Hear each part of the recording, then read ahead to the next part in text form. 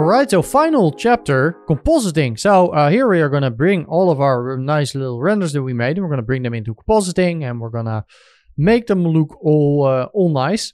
So for this compositing chapter, I've rendered out small sequences of every shot that we made. I'm not going to be working on the entire sequence, mainly because, of course, I've already made this entire sequence, and it just didn't make sense to keep rendering everything to just render all of the shots again. Particularly also because every time when you render, you're gonna sometimes run into small issues that you need to change. So I've just rendered small sequences here that we're going to be using for compositing. We're going to just go over sort of the basic compositing stuff there, but we're not going to do the entire full sequence.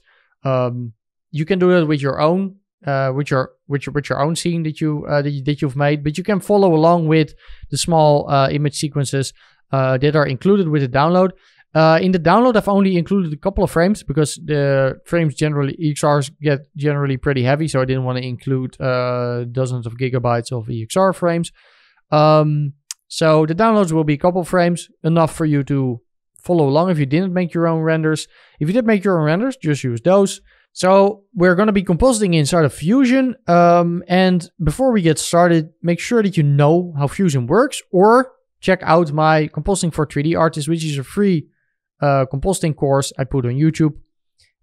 So you can find it if you go to my youtube.com/Tim van Helsdingen. You can find the playlist there called Compositing for 3D Artists, or you can go to my website, timvanhelsdingen.com/compositing-4-3D-artists. You also come over here,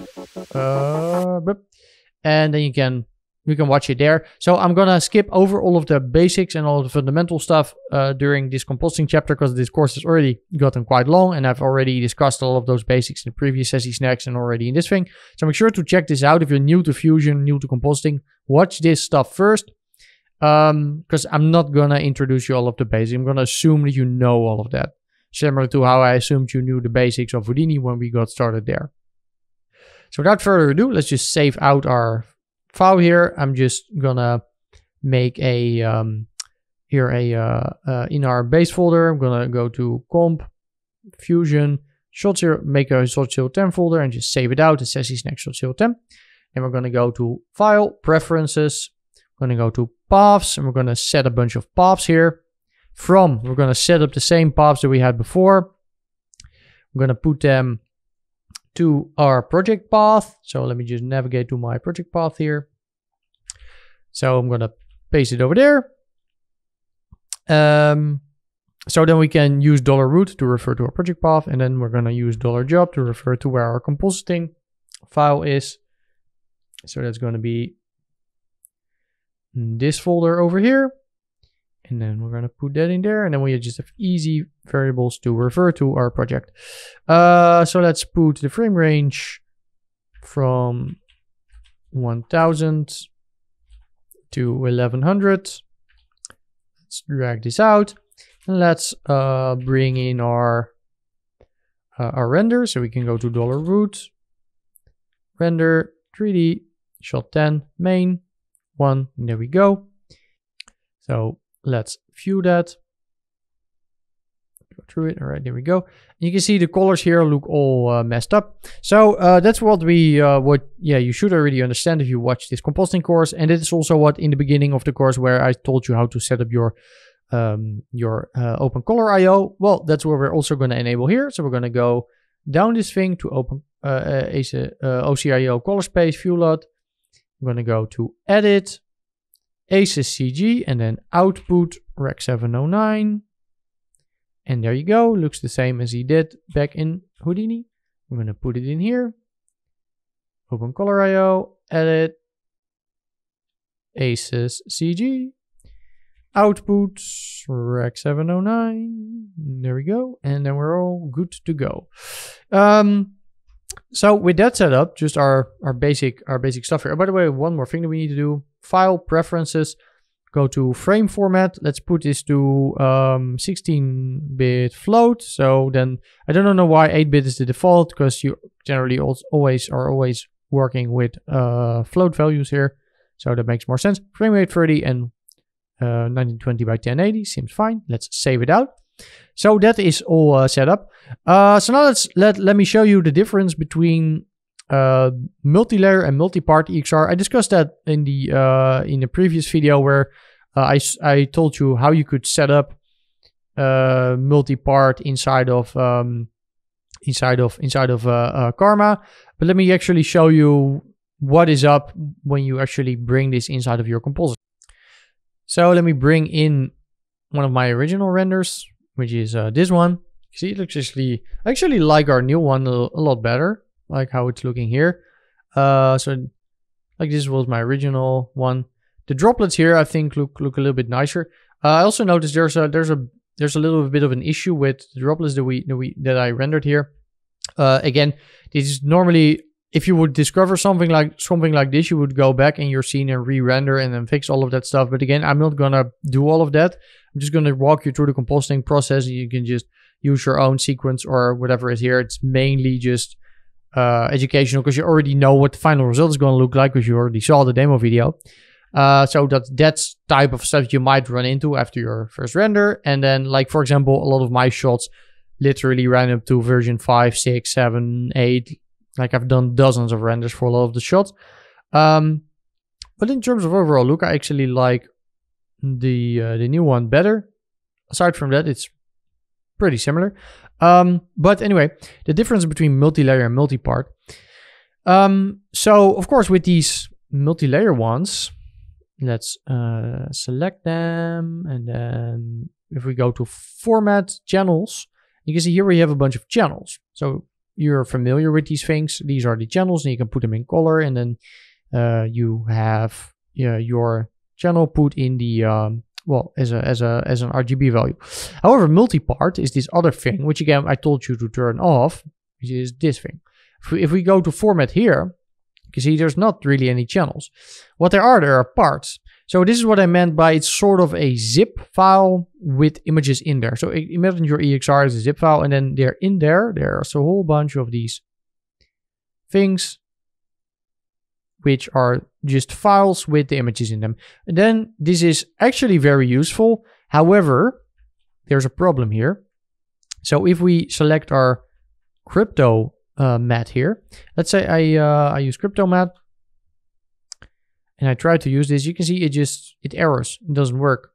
Also, I'm little confused also why Karma just exports a bunch of different cryptomattes.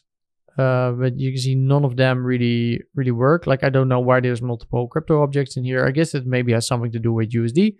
But no matter what you do, the plugin, this cryptomatte plugin, just doesn't support multipart. And again, you can install that stuff over here with cryptomatte. So this is a reactor, and again, you can install a whole bunch of plugins.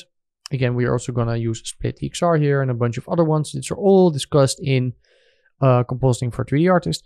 Anyway, this is the main reason why I told you to use multilayer, because if we use multilayer and then use our trusty script, House of Secrets Split EXR, if we use that, you can see it splits out. By the way, that split doesn't work on multipart. You can try it, but it will fill. Whoop, you can see, doesn't really do anything, just splits out the one thing. But this one does definitely work, and it splits out a whole bunch of different things. And then we have to sort out which crypto object we need. So I guess it's going to be, it's that one. And if we use cryptomatte on this one, where is it? Right, cryptomatte, assign it, add matte, and there you go, we have our matte. So that's the main reason why I told you to not use multipart and why we implemented that fix.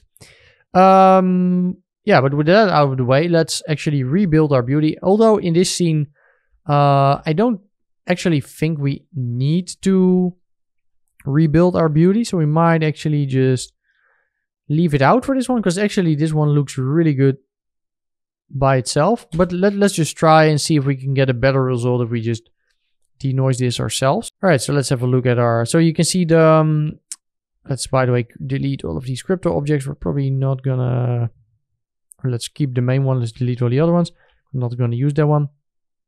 So you can see the names from the passes in Karma are different than the stuff from Compositing for 3D Artists, which uses the Redshift passes. Again, each render engine might name this stuff a little bit differently. Here we have just our combined diffuse. And what I'm doing differently nowadays from Compositing for 3D Artists is that I was always using channel booleans, and then someone here said, why don't you use the merge? And I was like, yeah, it might actually make more sense to just use the merge and then use the burn-in. So that's what I have started doing since then. But it gets the same result. Anyway, so we need to find our, and it's a little bit difficult to read because of the UI skill here. Normally I'm using a 4K monitor with a little bit more space, but of course for the recording I need to increase my UI scale. So let's have a look at the transmission. Right, so transmission, we need that one. Can just say put that into the merge. Then on the merge you can say burn in, and then we'll add it. Right, let's find our other glossy reflections combination. I guess we need that one. All right. So those are going to be the specular stuff and the reflections. Can merge that in. All right. Now we are basically back to where we were. I don't think we had any subsurface scattering or stuff like that, so we don't necessarily need those. So here we have our noisy result. Let's try denoising this with OidnDenoiser. And with this OidnDenoiser, you can actually use the albedo. Let's find our albedo. We need the normal, and then we need albedo, and it names it albedo for some reason. Right, and then we're gonna put the normal here in the normal, and we want to put the albedo in the albedo. Now we're gonna highlight that, put on HDR, and then we should get a pretty decent denoise.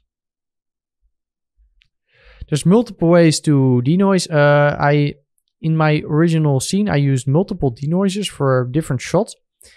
So this is a free denoiser. There's also Neat Video, which is a paid denoiser. Noise, right? Reduce noise V5. So this is a paid denoiser. It's a temporal denoiser. So what it's actually really fast. And what it does, this one, it's a couple $100. I believe it was like 200. Anyway, you can prepare a noise profile. So we open it up. You say it's progressive.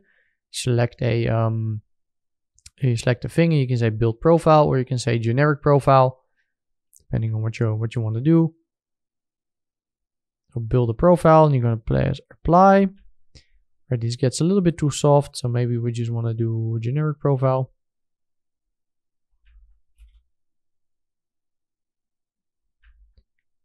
And you see this actually really looks pretty good. And again, in some scenarios, this just works better. Neat Video has really great results. But again, it's a paid denoiser. So just using OpenIntel denoiser also works well. And again, sometimes this one works better. Sometimes this one works better. It also depends on how you configure Neat Video. Right, I guess it's gonna error because it's disabled. But like depending on how you set it up, like you can customize all of these settings here. You have temporal and spatial settings. You can really go to town to try to denoise it. And for some of my shots, I mixed both. So depending on what you want to do, they can both be pretty great. But I do really recommend Neat Video. It's like if you composite it more often, then you already know that it's pretty great. But so this is essentially just here how you just rebuild your beauty and denoise it. And the good thing about denoising is that you could also denoise specific parts of your, so let's say, for example, maybe our albedo here, or our diffuse, I have to say, maybe that one requires less denoising than our other stuff. So I could denoise this and I could merge it in with this thing, and maybe this thing I can even denoise it with another denoiser. I could denoise this thing with Neat Video, so you can see, oh, that looks pretty good, and I could merge it in. Now I've done two different denoising settings on both of the albedo and on the other stuff. So I'm gonna remove it here from the file, but again, just keep it in mind that that's an option, and there's multiple ways to denoise this stuff. And this is also super useful to Neat Video is also great for live action video and stuff like that. So let's just continue working maybe on our beauty, because it's already looks pretty good. Like it's a little bit fuzzy here, but just because it's faster to work on, let's just continue working on that and just imagine that it's our own denoise thing. You could you could also save this one out to $job and then save it out as a proxy here as an EXR and then load it back in. Again, stuff like that's also something we did in the compositing for 3D artists pretty often.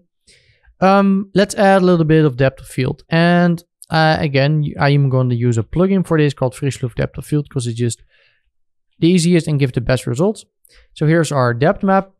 I'm going to use a brightness contrast on this one. I'm going to say that I want to we want to check one thing on our depth here on the format on the channels. All right, so you can see it only puts depth in the blue, and I actually want to put it in all of the passes or all of the things here. So there you go. Then we can properly color correct it. So put a little bit more contrast in it. In this thing, let's do Frischluft depth of field. Then we're going to say auto range and depth invert. We're going to put it over there, increase the radius. And we have some nice looking depth of field, looking pretty good already. So that's looking quite nice. Let's already bring some of our rain. Just try to comp it on, see what that does. Right, so I'm just gonna bring it in. I wasn't completely happy with the look of my rain in the sequence yet, but we're just gonna work with it. So we probably want to depth of field this separately. So let's do Frischluft depth of field.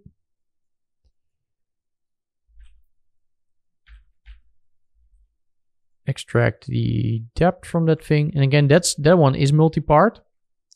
Oh yeah, because we matted out our plants, it's actually the depth is actually coming into the image. So actually, maybe instead of doing it like that, we could actually merge it in before we do the depth of field. And let's then use this one for the depth of field instead. And we can merge the rain itself just over here on the beauty. So let's just try that. There we go. And just burn it in a little bit. Let's color correct this thing a little bit.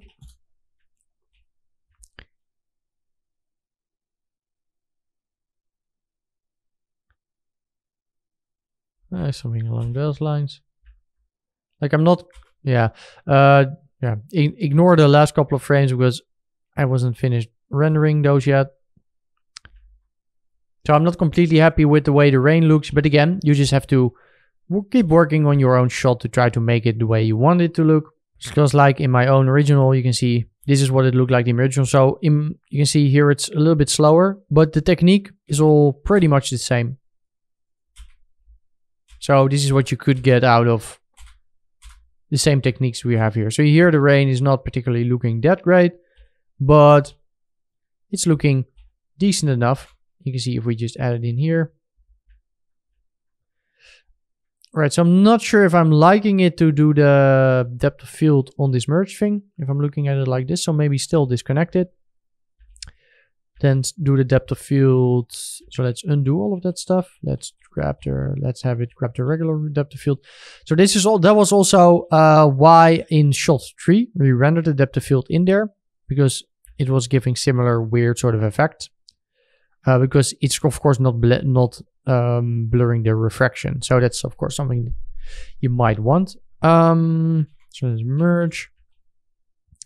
Let's merge this thing on there. Oh, not that one. Let's merge the beauty. Right, there we have the rain.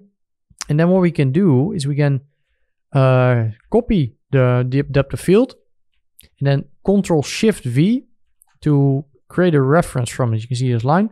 Put it in here. We can put our other depth of field in there. So now we're doing depth of field with the same focus, but now on the rain with a different input.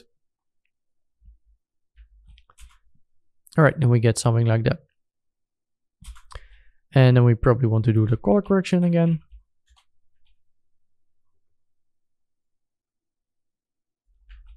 Something along those lines. So this one doesn't necessarily have anything in the background. So for this thing, like I thought, like maybe we could add some sky in the background, but this is more of a like a thicker overgrowth than I had in my original here. So my original, I think I added a little bit of sky in the background. So for this one, I don't think we particularly need that. So let's add some more nice stuff to this. By the way, we probably need to actually make sure that our focus is actually correct.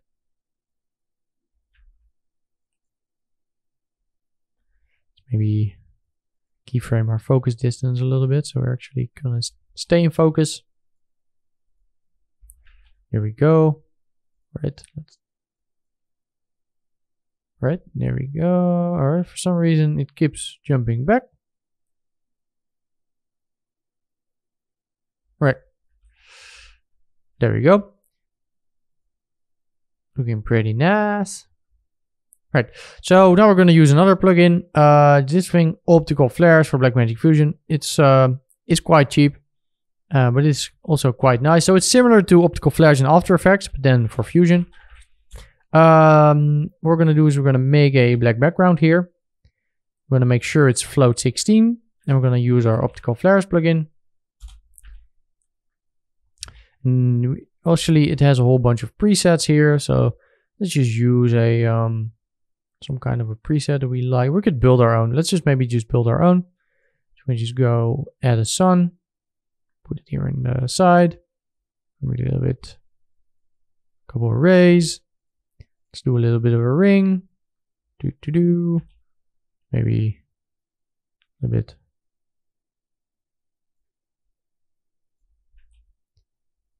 Not sure if I really like this thing. Let's only use the prism ring.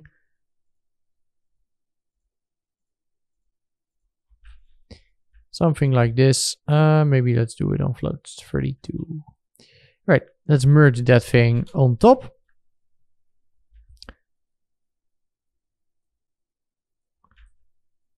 Burn it in.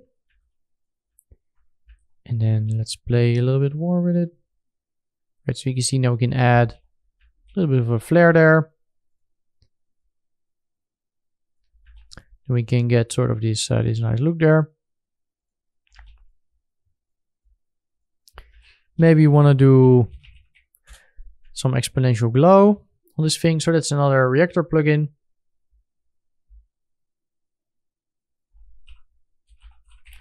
XGlow. Might be nice to add glow to everything. Let's do 0.05. Let's do very small glow size. Actually not sure if I like it here. Let's remove it for now. One thing that I do want to add, which I also had in my original, there's a couple of these floater things floating around. those are actually that's actually stock footage. So they're actually from Video Copilot, so you can get them here. Free particle stock footage. It's 10 years old by now, and they're only 720p. You can download it here. They're actually MP4s, and Fusion doesn't like it if you try to load those in. So I have them here. Well, actually, it does work. But you can see I converted a bunch to MOVs. So I can try to put in a MP4, but like you can see I can load it in, but it just errors. So I've converted everything in Media Encoder to just be progress, and then I can actually load it in. So that's one of the things that I don't particularly like. Fusion is sometimes a little bit weird with these ones you want to load in. So maybe we can have a look at which ones do we like. Maybe let's have a look. Maybe this one is cool. So let's try particles 2.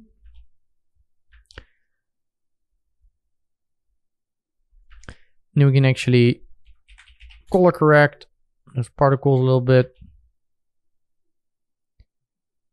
Do a little bit of the contrast thing. We need to put on the import and put them to depth float 16. Let's try to merge those on top.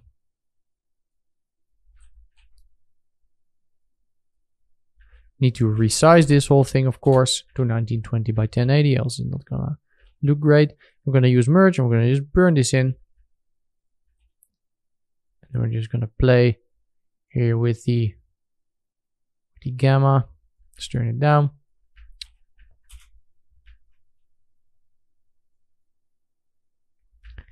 And you can see we get some nice little floating parts there.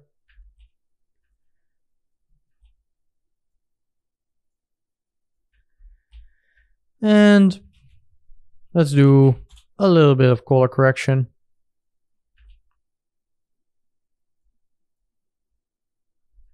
No, not that much contrast. Let's just add a little bit of contrast.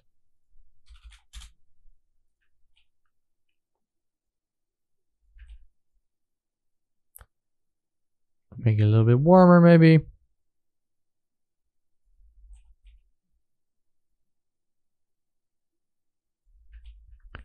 Or maybe a little bit cooler, because of course it's raining, so maybe we actually don't want it to be too warm. Or you could do the grading later in Premiere, but thinking I'm gonna change the flares here a little bit.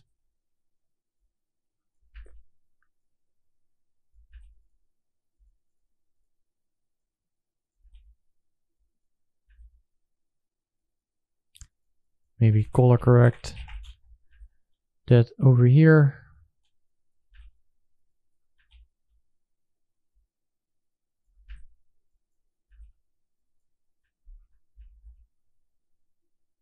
Reset this. Maybe even turn down the contrast. I don't want to spend too much time on this for the... anyway, you kind of get the idea. Change the color of the sun if we want. I think something like this is probably fine. Don't want to spend too much time. All right, let's say that we're happy with this thing. Then we could say we maybe want to actually add a little bit of grain. Do a little bit of film grain. It's of course way too much. So let's do the size. Very tiny. You could also just add this on top of your final sequence in the end, but just it adds a little bit of sort of nice detail. Do color grain. And after that, of course, if you want to export this to Premiere, because we've been editing in Premiere, you need to bake this back down to Rec 709 because Premiere doesn't work with ACES color space yet for some reason unbeknownst to literally everybody in the world. So what you would do is OCIO color space. And then you would go with from ACCG to output rec 709. We can turn this off.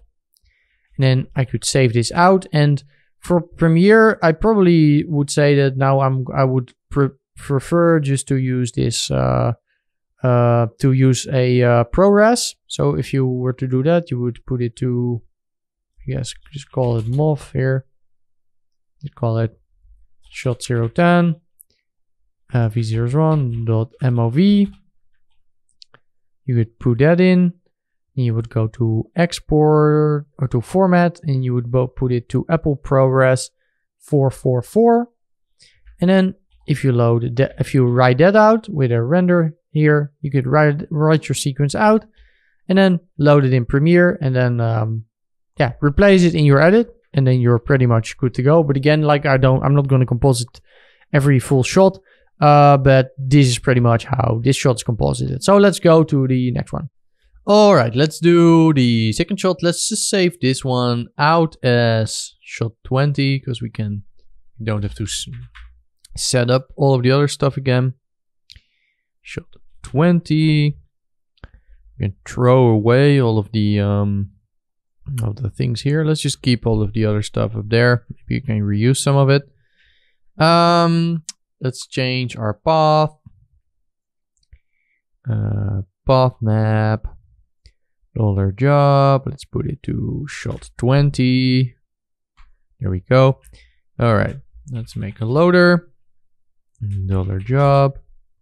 Or $root. Sorry. $root. Render 3D shot 20, and then that's the one.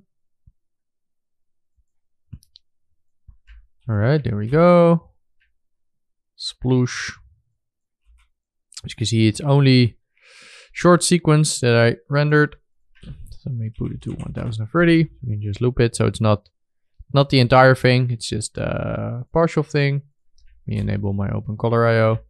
But it looks pretty nice. I like the splash.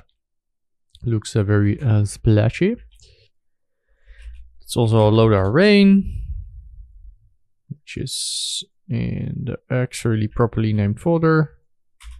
And there's the rain. Let's actually press F2, call it rain.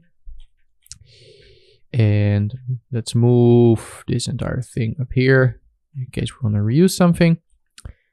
Let's grab that one. I do script, split EXR. There we go. We have our entire, or you know what? Maybe it might be easier if we just remove that thing. Let's just repurpose all of the stuff that we have here instead of doing it like that. All right. So let's go. Let's just change the renders here to be shot 20. There we go.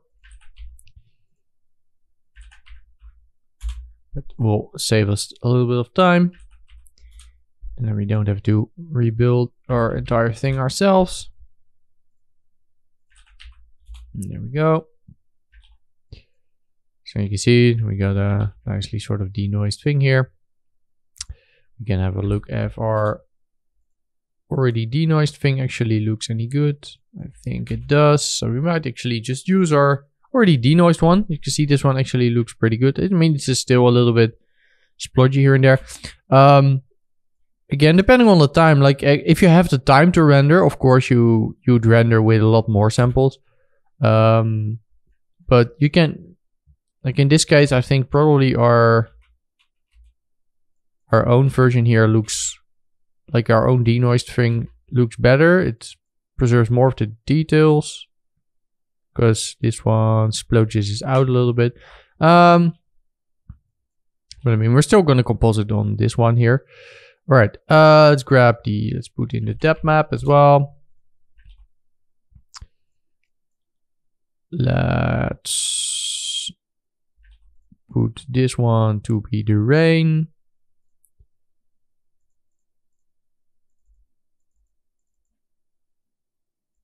And this one Can be regular shots. All right. Let's merge all of this in. Let's remove the focal distance here. Let's have a look at our depth map. All right, we should probably tweak the brightness and contrast here a little bit. All right, so we have at least enough detail here.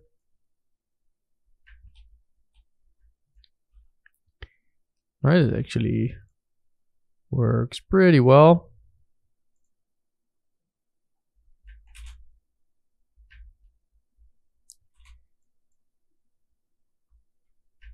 All right, so I probably want to animate the focus distance from being over here to then being over here.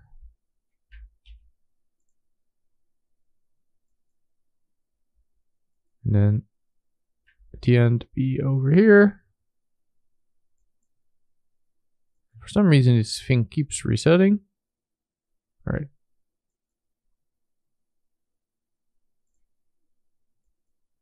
You need to go over there. All right. I think it's because I have a linked one. I think it keeps, for some reason, keeps resetting it to the other one. All right. All right. Can probably increase the depth of field quite a bit more. We could probably maybe just do it a little bit more like this. All right, let's do outer range again. Turn it down a little bit. And like in retrospect, maybe this shot would have worked better by rendering motion blur or depth of field into the shot. One thing that we do need here is, like you see, we have clear alpha there. So let's pick a nice background that we can put in the back here. So let's go back to our trusty flicker. Let's call it clouds.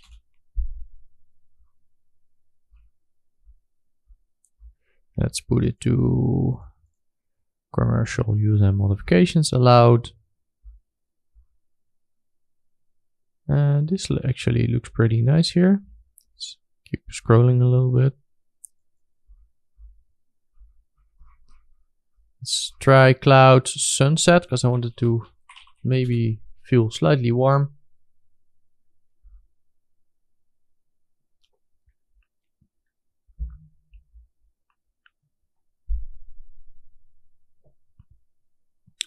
Maybe this one here is nice. This one looks pretty cool. I'm gonna save that one out. Original. I'm gonna save it out to assets. Let's put it in textures. Let's call it cloud_1, something like that. Right, let's put in a loader. Put it to $root again, and then assets, textures, cloud1. There we go. All right, so we need to bring this into ACES color space.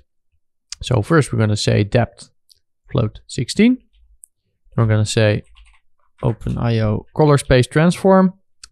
Select that thing. We're going to say from output sRGB, because it's an sRGB image, into ACES CG.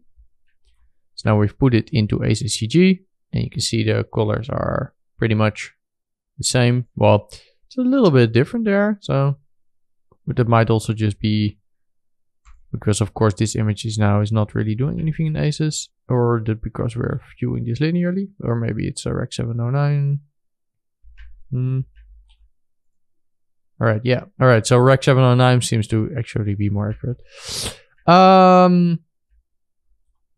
So let's merge this into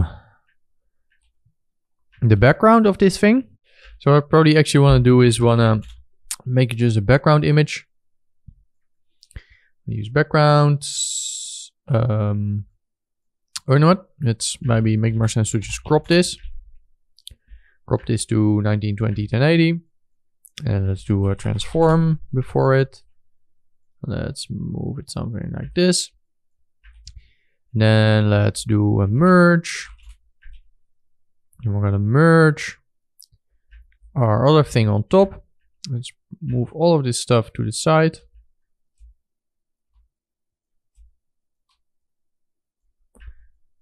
And you could probably enable snapping, by the way, if you wanna to grid. So if you wanna sort of organize this by nicely snapping into the grid. I haven't done that yet here, but that's something you could do. All right, so merging it in here, and then we can merge that one into the depth of field. And you can see, and we get it here, sort of nicely in the back. All right, so we're having some issues there with the depth. So it's because here our depth also has alpha here. So that's why the depth here is not blurring nicely. So you could either disable the alpha. What I generally like to do is I like to grab a background object,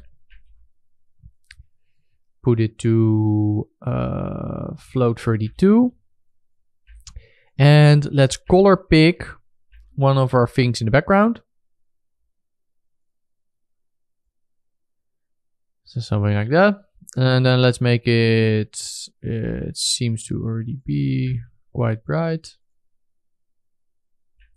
It's annoying that we're still getting sort of more RGB type values, but we can just color correct it later.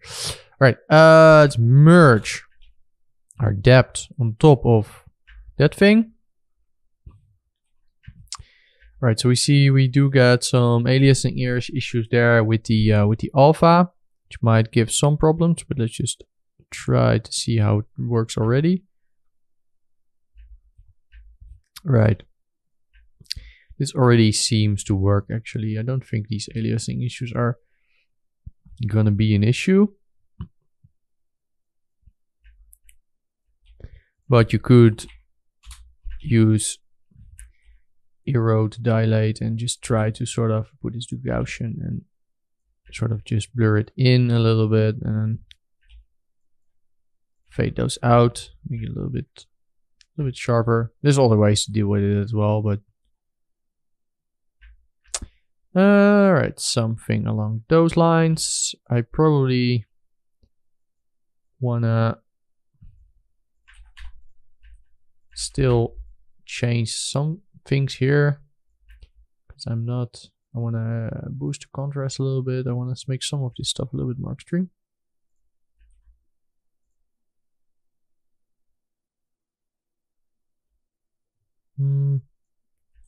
Right, let's not do that. Let's change the white point. All right, something like that.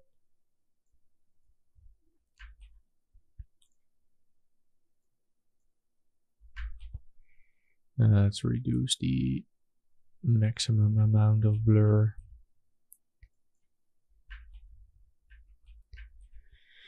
All right, so this one might be sort of profit from some glow down the line. Let's just first try to see what we can do with our rain here. So we have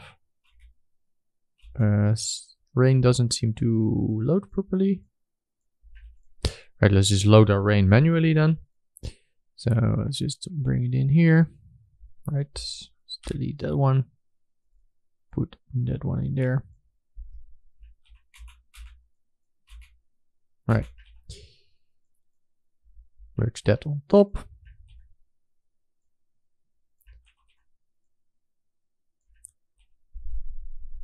So you can see you get some nice depth here. So actually it looks kind of nice how it's falling right in front of it. The focus there should be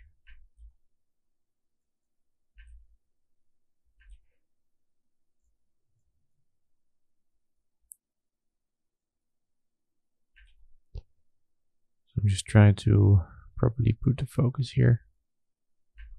Right, something along those lines. So looks pretty nice. Let's walk through the rest of our stuff. So we had some optical flares set here. Guess more over there. We had a little bit of orange warmer light. Maybe that's a little bit too much. Again, I'm just going really fast here, but just to sort of give you a rough idea of stuff that you can do with this stuff in compositing. You can turn down the blend here. But again, for all your own stuff,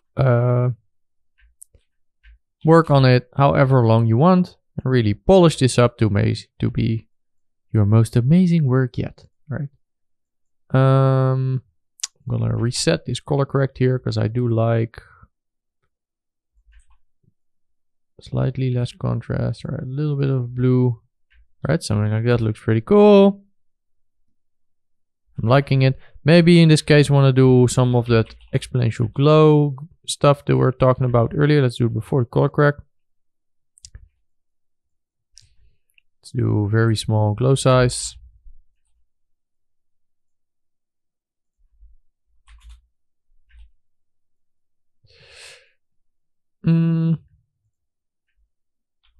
All right, what I think I might want to do with that exponential glow is I have the background. Maybe I just want to glow the background.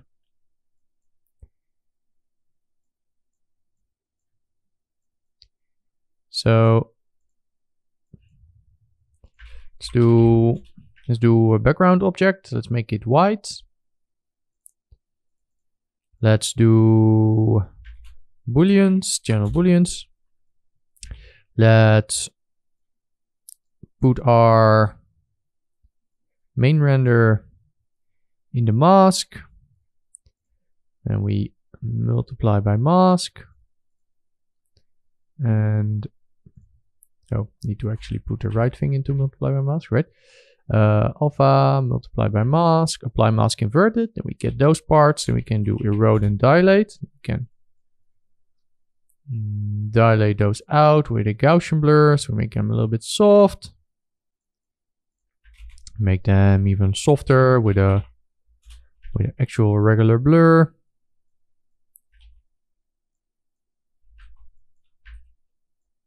All right, then we can go exponential glow. You can do that probably. We should probably do that after we do the depth of field. Put it in effect mask. Put it to settings. Put it to luminance, and then here we can do a tiny bit of glow. Right, so you can see them again, sort of a little bit of control over make the back here a little bit glowy.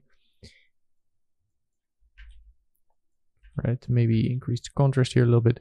Like, you're probably gonna need to put this in the edit at some point and then see how well the grading works. So that's why a lot of the grading you're gonna also do after the whole thing. But anyway, this seems to look pretty nice. I like it. Vibe is a little bit different than I had before, but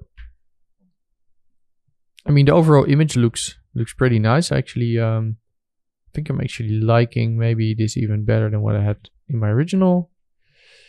So again, you would put it to shot 020, V001, and then you would render it out, and then you'd have a nice sequence. But again, just going through all of this stuff very quickly. Let's just play. Let's just see what it looks like. But yeah, this is basically very simple composite. But you can see that we really add a lot by just doing just a very rudimentary composite based on our render. So now you also don't see that you don't necessarily always need to do everything in 3D. You can actually make a very nice image in compositing. So you can see this looks really nice with the rain. So pretty cool. All right, let's move on to the next shot. All right, so let's do the next one.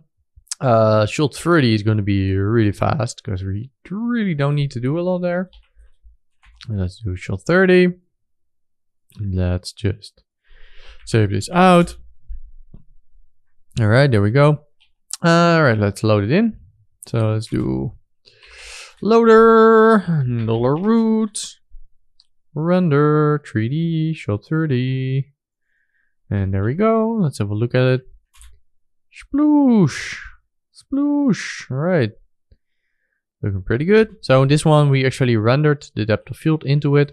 And for this one, to be honest, we don't really need to do that much. We mainly need to load in some kind of a background. So let's have a look where we put our background. We had the image loaded here somewhere. Image, where are you? Where are you? All right, there you are. So let's maybe just try to see if that one works well with our new render. And should probably include the crop as well. Right, crop it out. There we go. Let's put a merge. Let's just merge this on top. All right, so this is maybe not really what we want. So let's resize the background. And again, like maybe you'd need a different background for this, but let's just try it with this one first. Let's do, I'm gonna use first lift out of focus to sort of give it a nice focus blur, sort of match the out of focus effect with what we already have.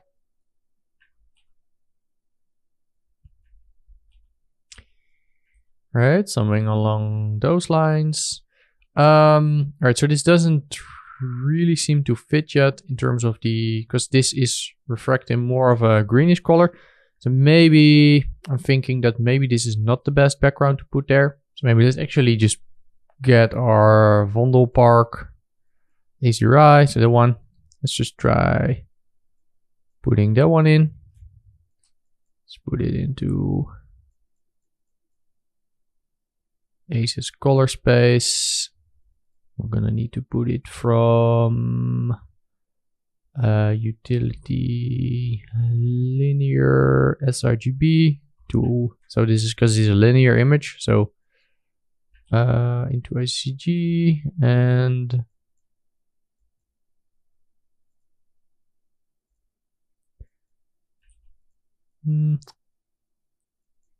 I actually think outputs sRGB was giving me a more accurate representation. All right, utility, let's do oh wait, shouldn't you actually not change the output one? All right, I think that's actually probably more, I mean the gamma is not correct. You know what, let's just try this. Let's see what it does. Let's put it into transform.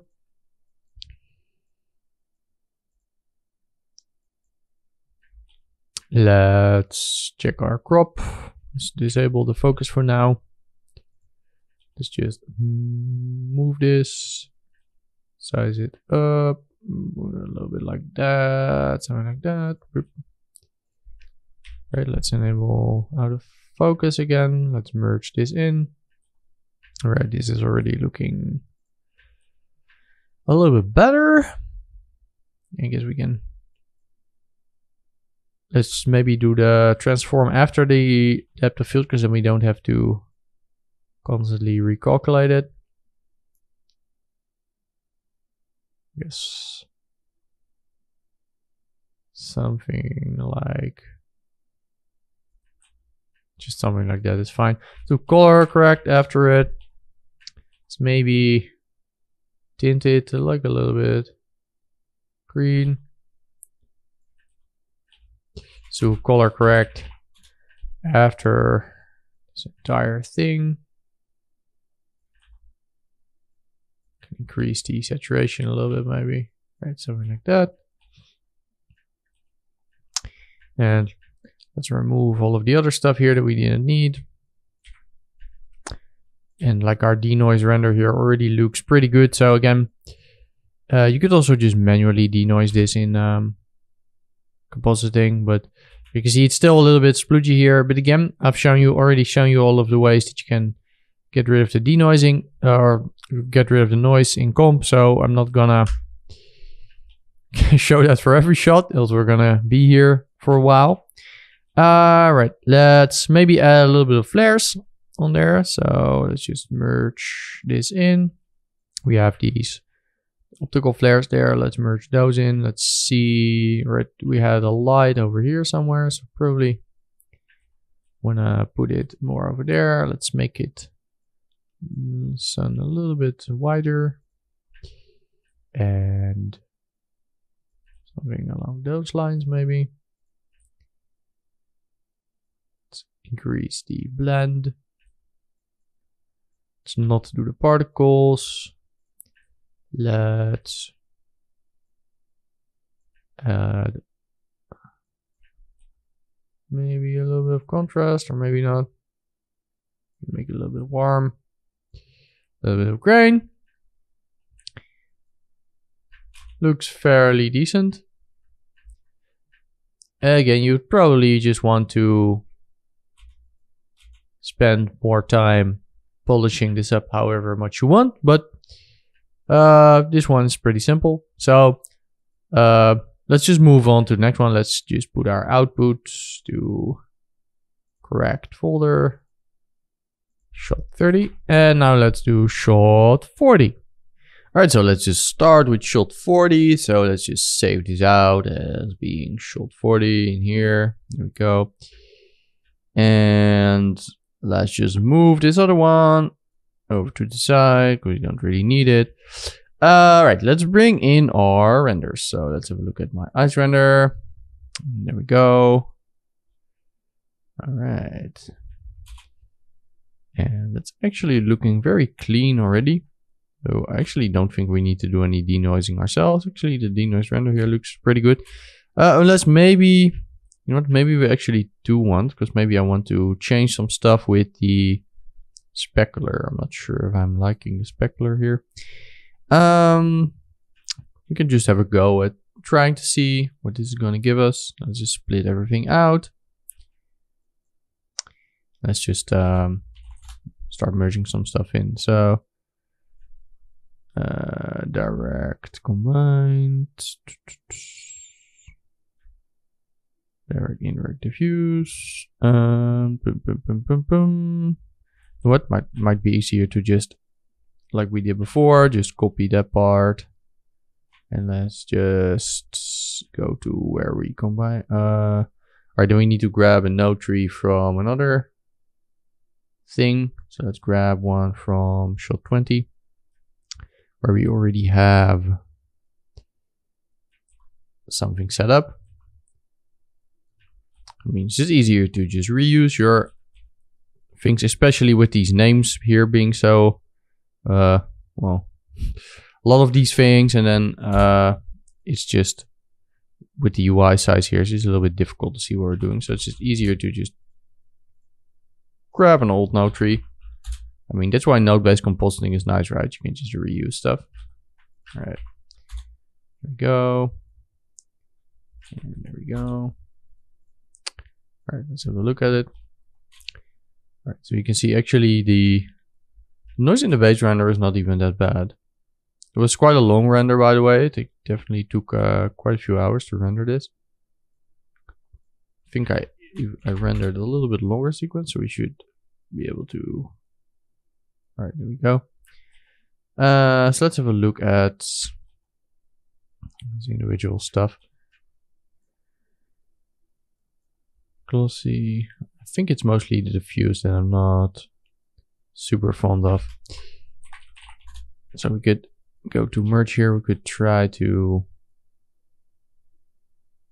So the nice thing is here, if you do, if you combine all of these pots yourself, you can really change the look yourself in compositing.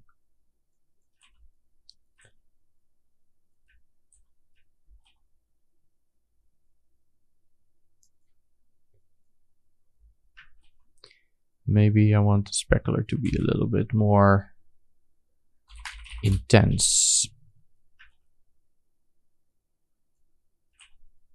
Let's do gain.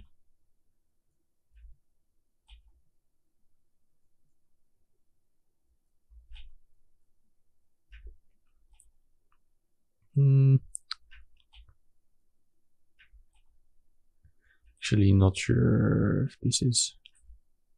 I'm liking it better or worse.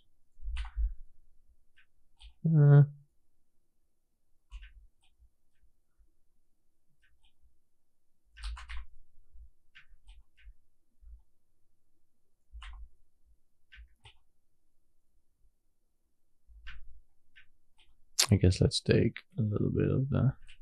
We can do that after it. It looks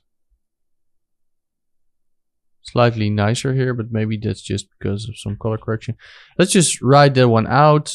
We need to set our $job correctly. Preferences, paths, and $job. Let's put it to shot 40. Then we can here do a saver. Do the $2 job. Let's call it beauty. And then just say 1. And then beauty.exr.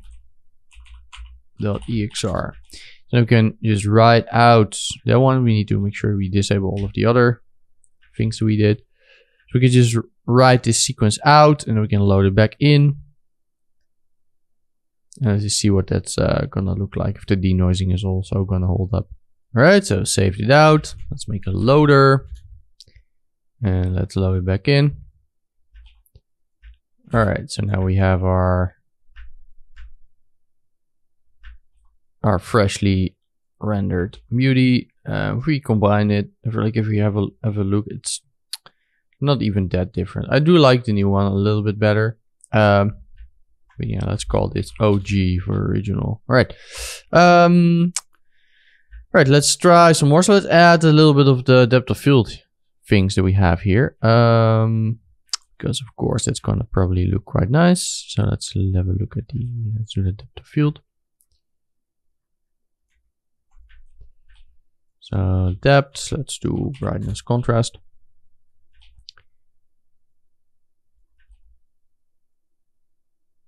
Oh yeah, we need to, again with this depth, it's a little bit annoying that on their channels, it always seems to only put the depth in the blue channel. I want the depth in every channel so I can easily color correct it. Wait, alright. Alright, something like that. Let's do, we're probably, let's merge in a background here first. We want a sort of a nice background, and we still have our HDRI, so let's grab my HDRI.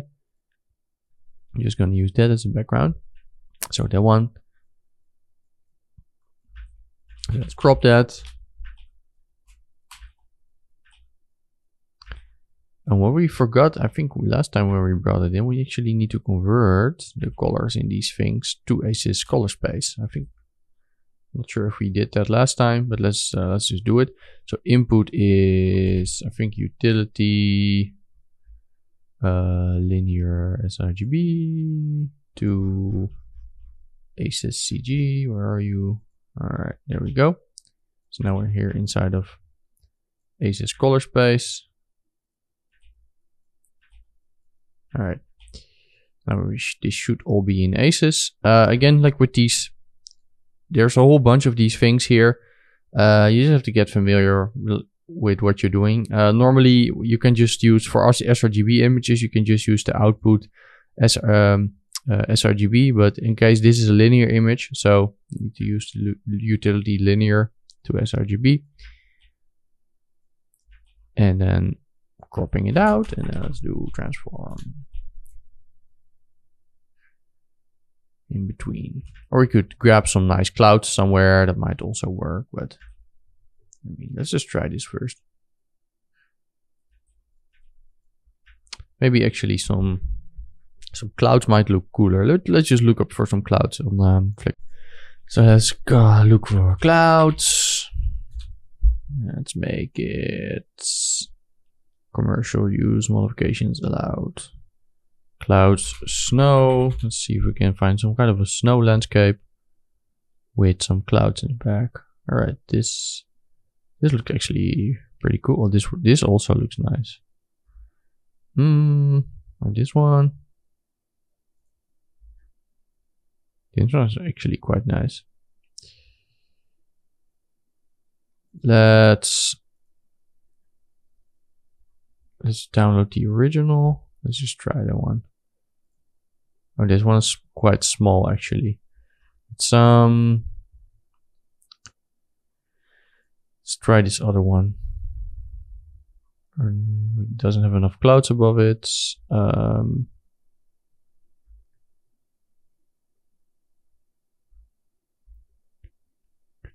want one that has like a nice cloud layer as well. Oh, so this one has quite a nice cloud layer here. Some rights reserved. Well, here's your credit, Martin Fish. Here you go.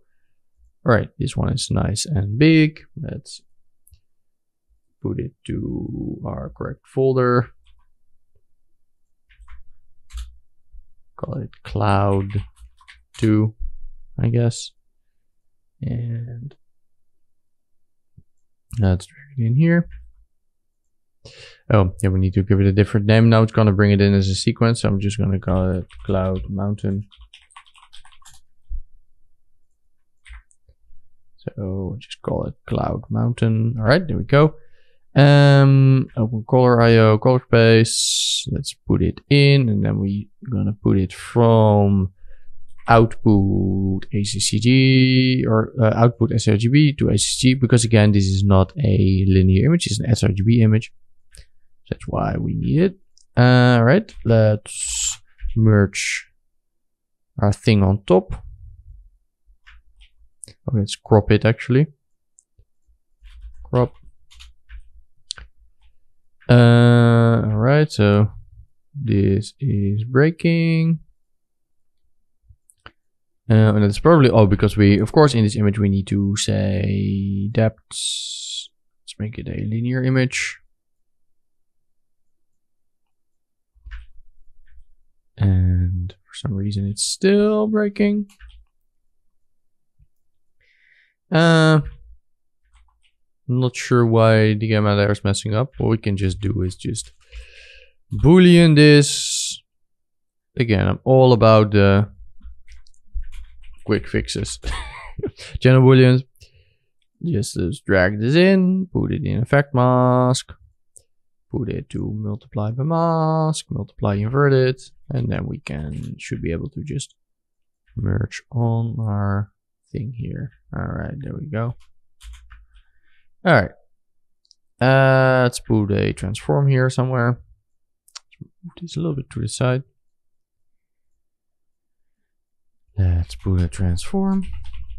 Again, we might still swap out this background because I'm not completely sure if it's the one we're going to use, but if it looks good enough, then we're going to do that. All right, so something like that looks pretty cool. Probably need to color correct that also at some point. Let's just first throw in the depth of field, see what it's going to look like. All right, so we're going to put the first look depth of field connected to this thing. By the way, have a look at our original, our OG. What would that look like if we were to merge that in? But I think that still has the... All right, so our OG doesn't have the... So I'm not sure what happened there. Something with the gamma, I guess because we played with the contrast. So we can do to get rid of that issue here is that we should grab our beauty here, then do channel booleans, and then let's grab our OG, put it in there, then do to green, do nothing, do nothing, do nothing, but the alpha, we're gonna use the alpha from the foreground, so that's the alpha from the OG. So because we played some with the contrast and the gamma, so the alpha there is a little bit messed up. So if we then channel boolean in the thing from the OG there, then we fix that. All right, so this is looking a lot better. All right, let's grab our depth of field. Let's plug it in.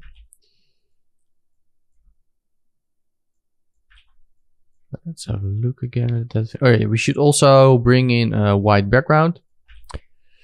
with that thing. So that should be similar to what we did before. So let's grab a background. Let's make it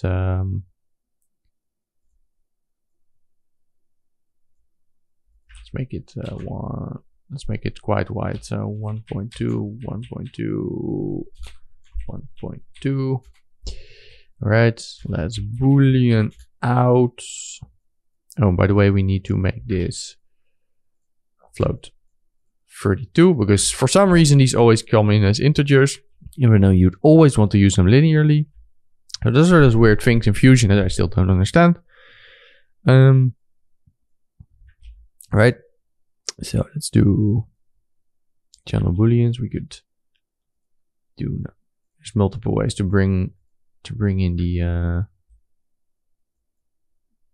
let's just multiply. Right, let's do channel booleans and let's just multiply it instead.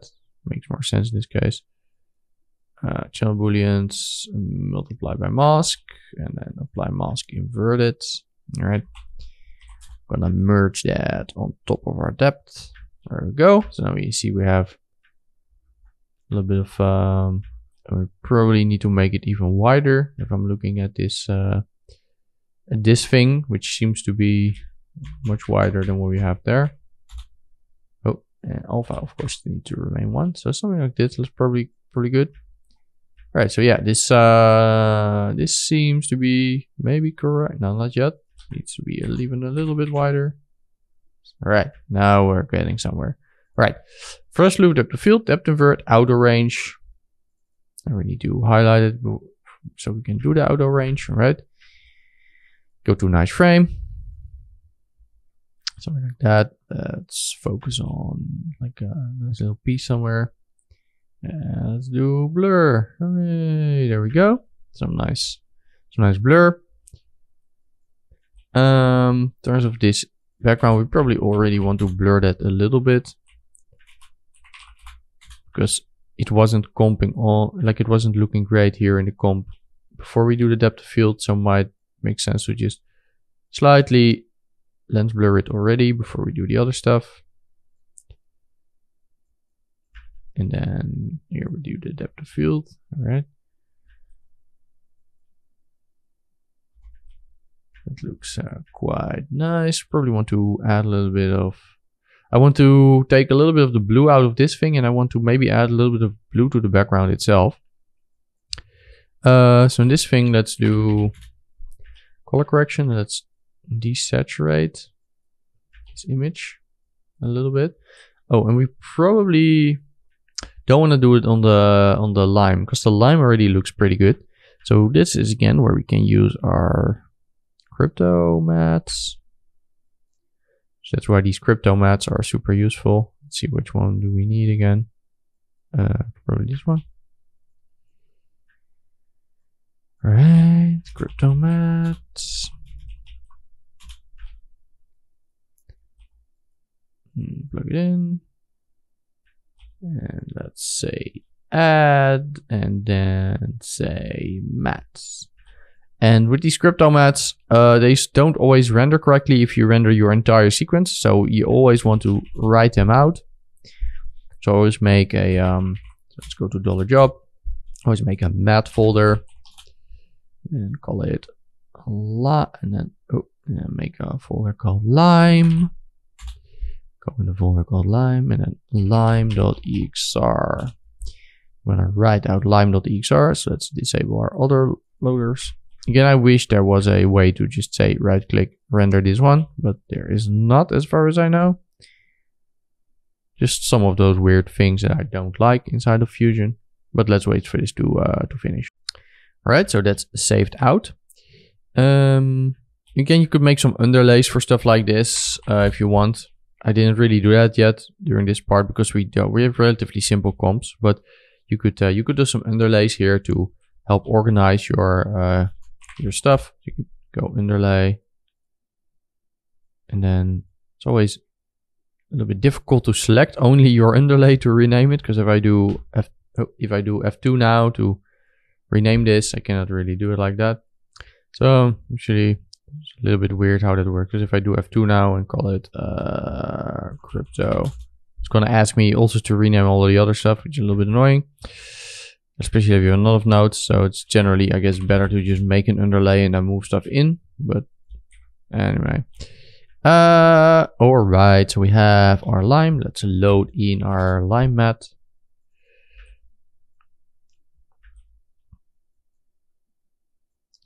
So where's our lime?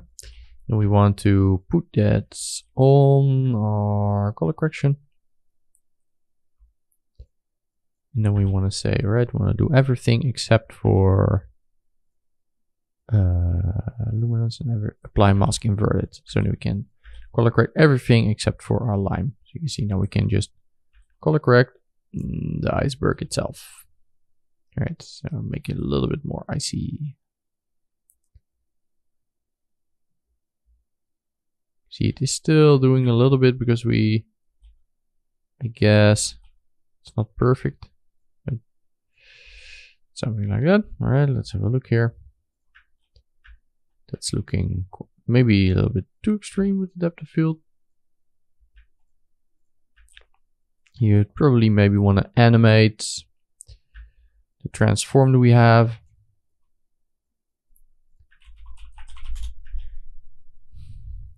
So it also moves up a little bit. So let's do center. Let's just have a look at this thing and say, all right.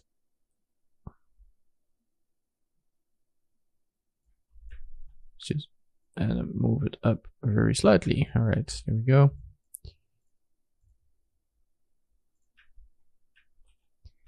All right, I guess time to bring in our smoke because this is looking quite. Now we can try it out. Let's do auto proxy and proxy to check out some proxies, turn off high quality, and let's just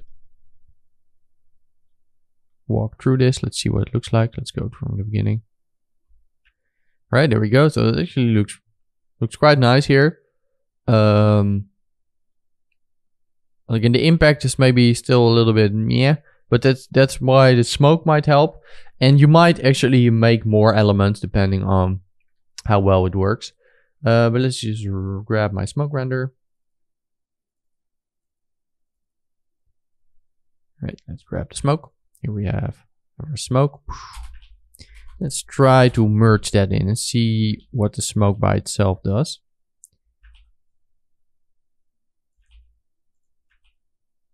Let's burn it in. Let's do color correction.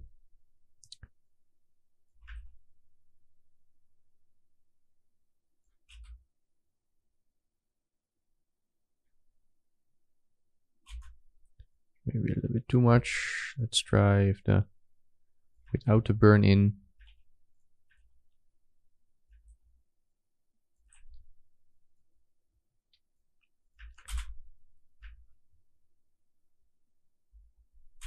Let's desaturate it.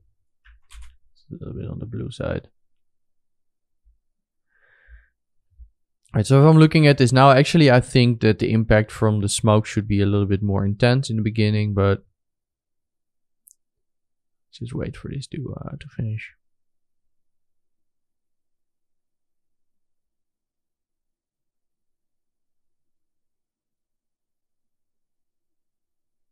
So for some reason, sometimes it just keeps rendering through it instead of playing normally, even though it should have technically already. Let's just put this to. All right. So in terms of overall impact, it's maybe not as much as I'd like.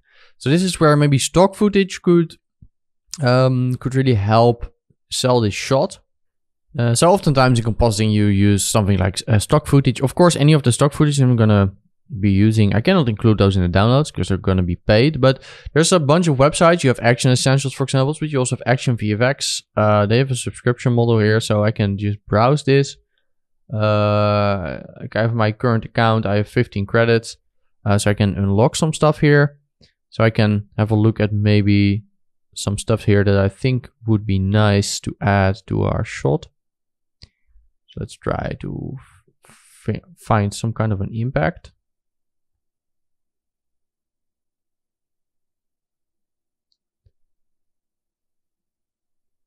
That one's maybe nice. That one looks quite nice. Let's try that one. Confirm unlock. Gonna download the 4K here. Let me just put it into my folder. So let's just put it into stock footage there. I'm just gonna put it in. And let's just have a download. All right, and let's just try to bring that in. And again, like we've made our own here, but you can just combine different elements in a comp. So here we have this one. It's actually good that we got the 4K one because it's quite small here in the center. And if this was a 2K one, it would have been very tiny. Right, so we can just try to bring that in. Let's just first try to merge it on top, and else we can try to sort of blend it in between. Might be nice to show how that works anyway. Let's just merge this on top. Merge, let's do burn in, or we can use a screen if we want to just screen it. All right, so I'm really happy that I got the 4K one because this, I already need to scale this up. All right. Let's have a look at the timing here.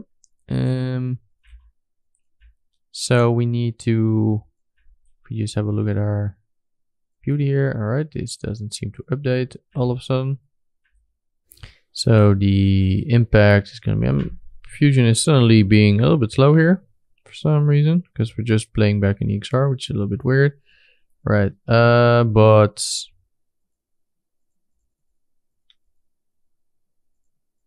yeah, update. All right. All right, so seems to be that it's gonna be, impact is gonna be over there.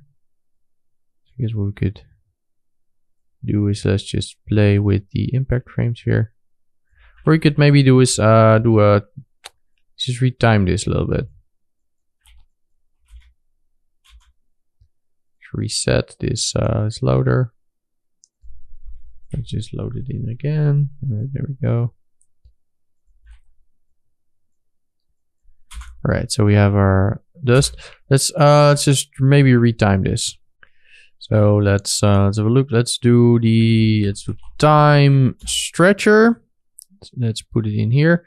I'm gonna remove the keys and I'm gonna put this to, let's say on the first impact frame was around, and it's really having a hard time updating here for some reason. Let's turn off all of the proxies.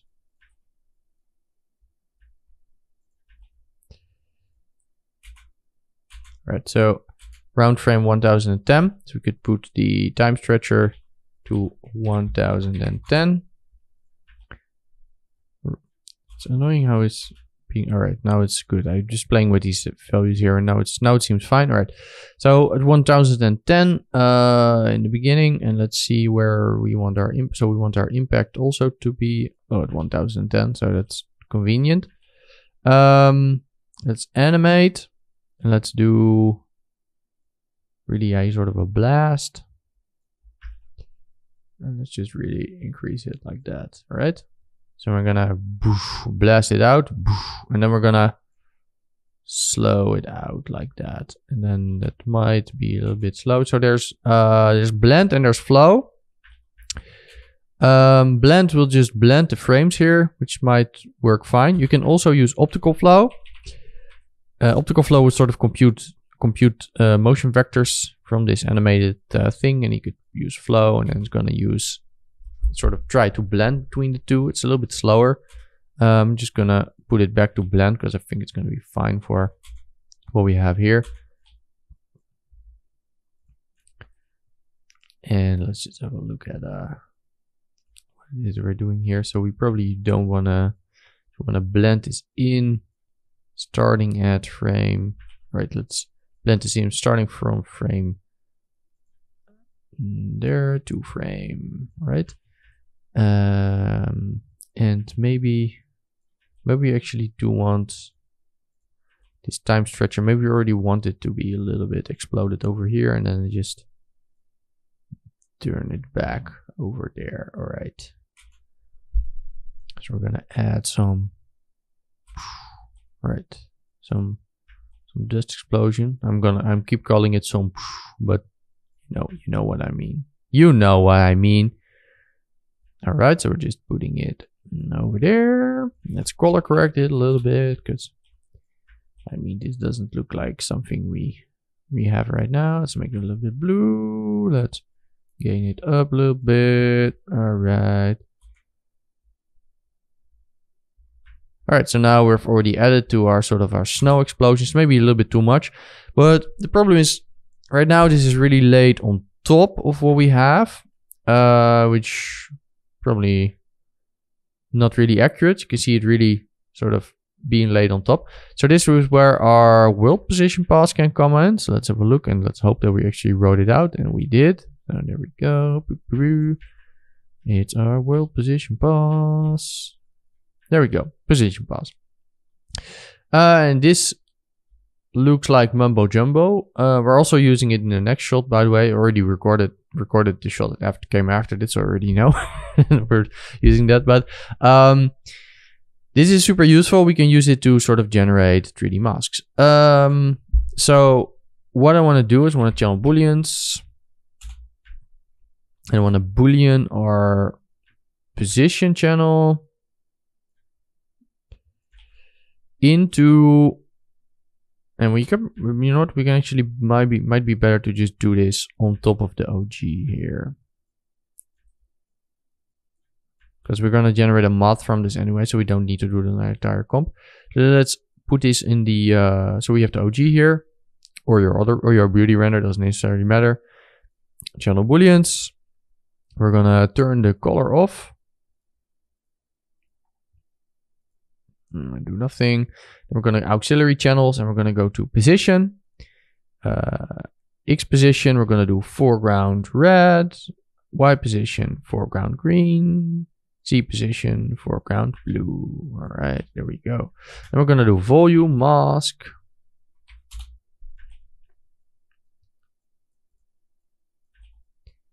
And then so with this volume mask, you can mask a volume. So this is going to use this position pass to generate a mask. You can see we can feather it out. You can see we have some nice fog, and you can see we can actually move this in 3D space throughout our thing, which is quite nice. You can also put this to mask only.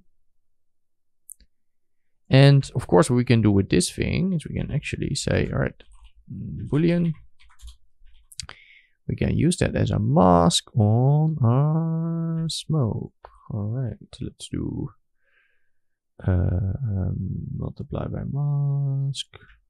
Oh, we should probably crop this first, else it's not going to work, of course. So let's crop to 1920 by 1080, and then we can actually mask it. And then, all right. And of course, this will require some sort of extra love and care to have this sort of work properly. But this way you can sort of put it in between. Let's actually transform this correctly. You can sort of put it exactly where you want it, sort of in 3D space. So you can use this world position plus to sort of mask out specific elements and put this smoke maybe behind some of our, as you can see, you can put it behind some of our elements. So now this one is now behind some of those pieces. And let's do color correct thing after this whole thing. Something like that. And you could, I should really organize this. I'm just trying to sort of go with the flow here, and then it's gets a little bit messy. So you can do one over there, and then maybe we could do a second one that we're just going to fade in completely on top. All right.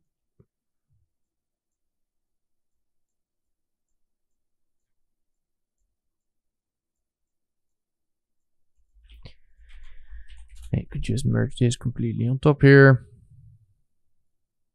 All right.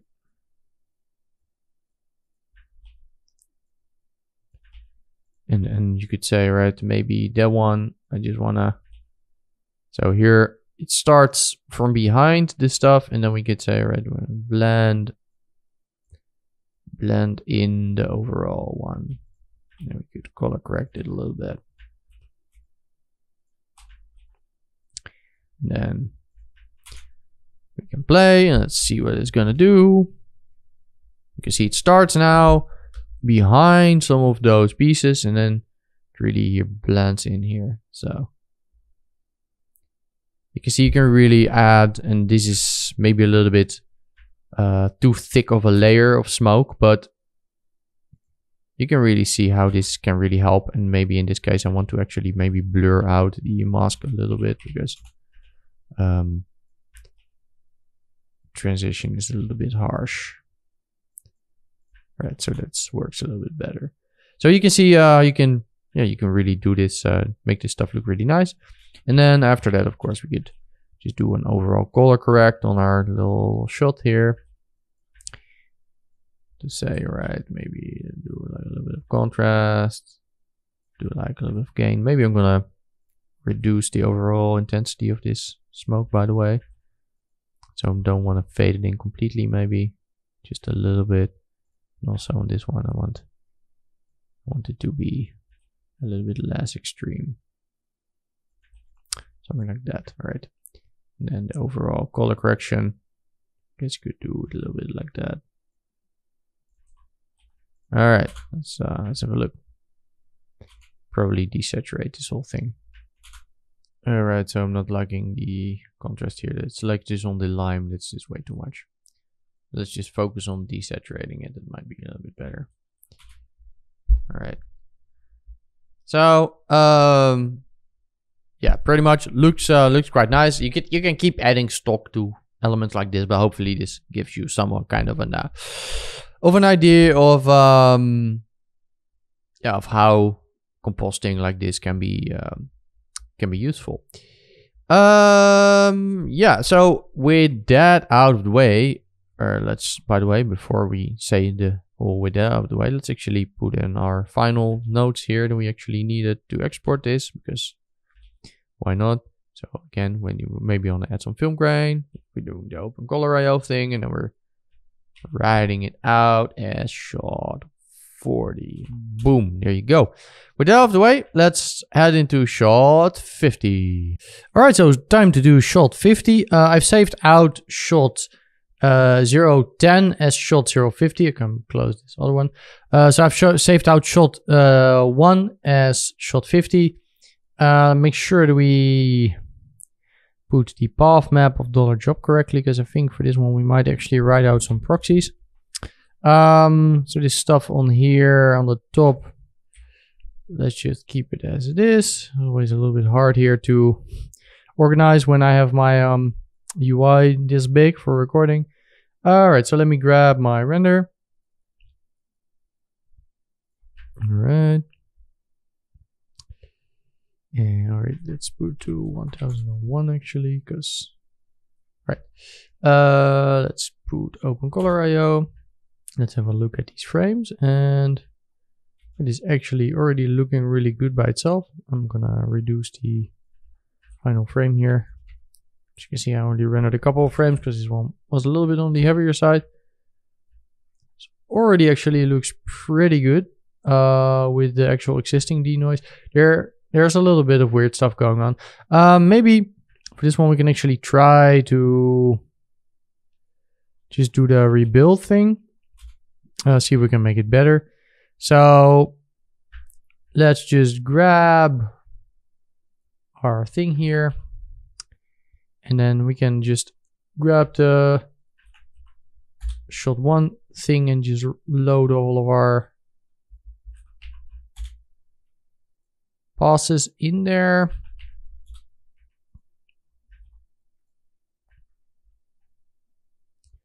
All right.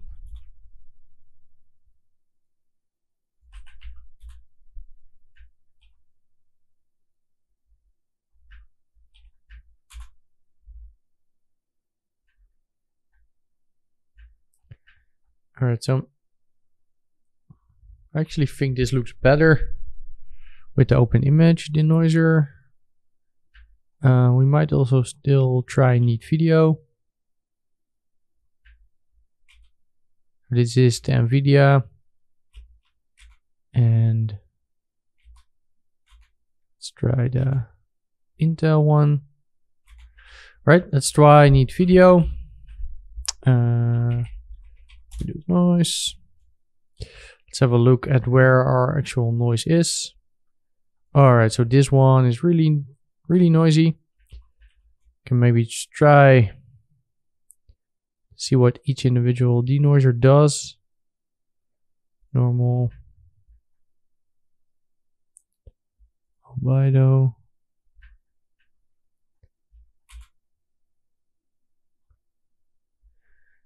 All right, so that one, this denoises reasonably. Let's try with need video. I think need video might actually do pretty well here, but let's have a look. Give it a region, build profile, apply. All right, that's not, let's try generic profile.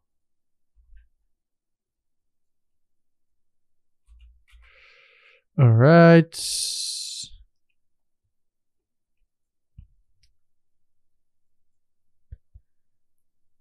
All right, let's go back to doing a build a profile, then adjust it over here.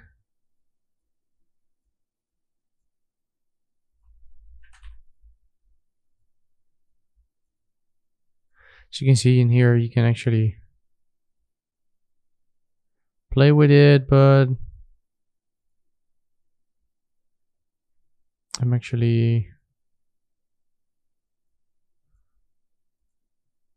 not convinced that we're gonna make this any better than this one. All right, let's use Intel Open Image Denoiser here. Diffuse here, because we can also denoise that separately with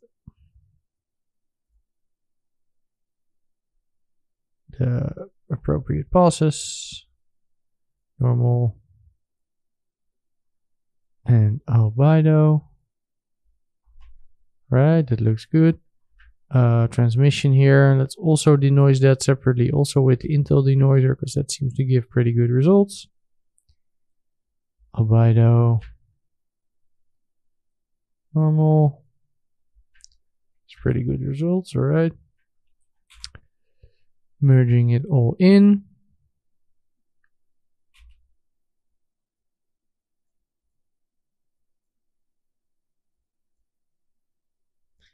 Then we don't need the denoiser at the end.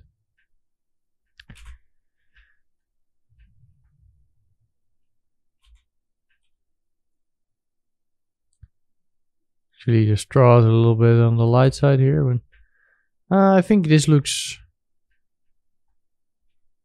probably a bit cleaner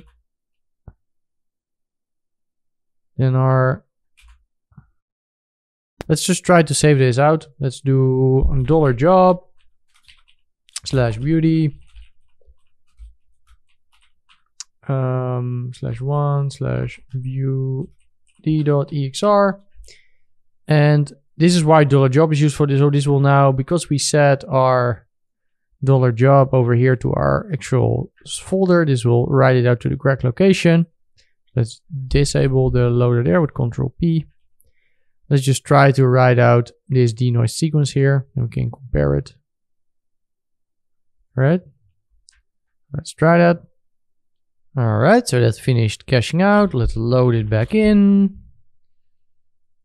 All right. It's loading the actual correct one. Loader, $job, beauty. Right, there we go.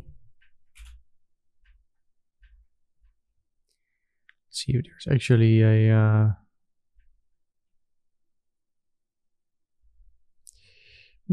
it's slightly cleaner. It's not that much better.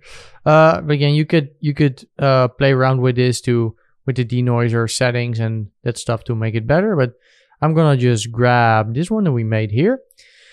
All right, some other stuff that we want to do before we do any depth of field or anything. I'm thinking this straw here, we made it black, but I guess we did something with the lights, so it turns out white here. So this is where, for example, the cryptomatte can come in. So let's grab our original render, maybe call this F2 original.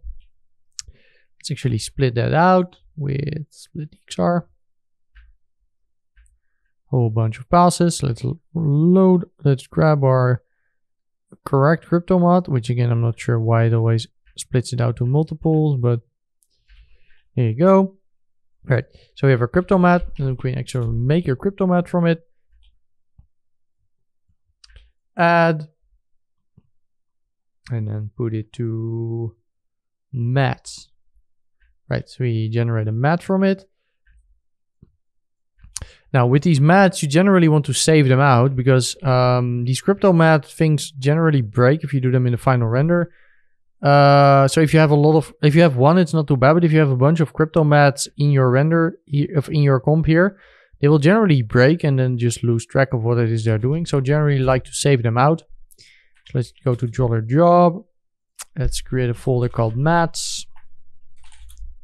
And let's create a folder called straw. Just write this out as a straw.exr. Disable our other saver, else that's also gonna save out. I wish they had a function of to say just render this one, but I don't think they do. So let's just render this. So now this is just gonna render this matte out as an EXR. All right, so that's finished, and then you generally load it back in, and you're gonna put it like that. Right, here we go. So this is why this $job variable is very useful, because you don't have to constantly go to the correct path. You can just use it like that. I'm gonna move this one up a little bit, by the way, because else we're just gonna get confused what we're doing. Right, so this is our beauty. Let's grab this thing. Let's do color correct. And we wanna use our straw matte here to. We probably wanna organize this a little bit by. Let's say arrange to grid. Put it like this so you can kind of see that this is the loader from that other thing. Right? So we can go to color correct, put it to luminance. We can gain it down. Let's reduce the contrast here and gain it down. Let's do brightness lower. Maybe just the brightness.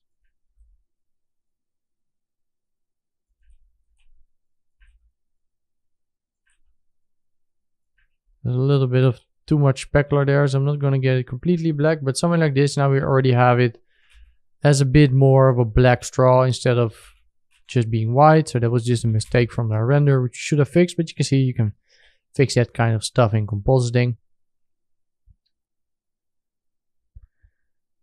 So you could also do that if you want to add some additional stuff to your to your individual elements. So let's say I think that these plants in the environment here are maybe a little too distracting. I don't think they are, by the way, but just to sort of show you what you can kind of use this stuff for. So you could just say, all right, I'm gonna copy and paste here this cryptomatte thing. I'm gonna go cryptomatte here. I'm gonna reset it, and I'm gonna select one of the leaves. Add matte. Right, so you can see we get a matte for our leaves. You can see it goes a little bit through the fluid there. So you could say, right, leaf, and then no, not lad. All right, leaf.xr. Gonna disable again the other savers, and let's render that out. All right, there we go. So yeah, let's load that back in. So $job, matte, leaf. All right.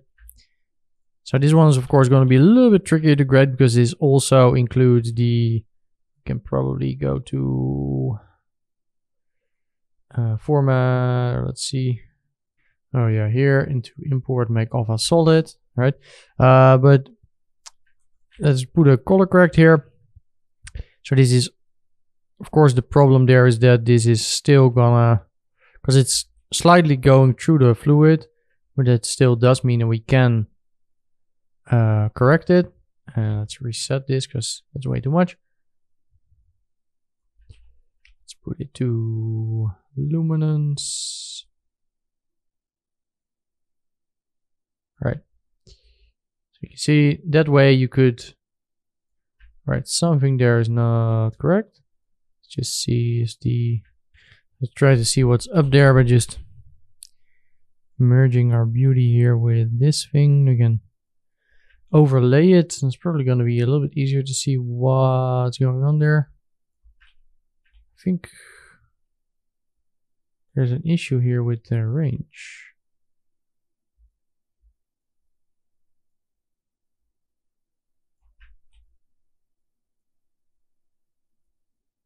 All right.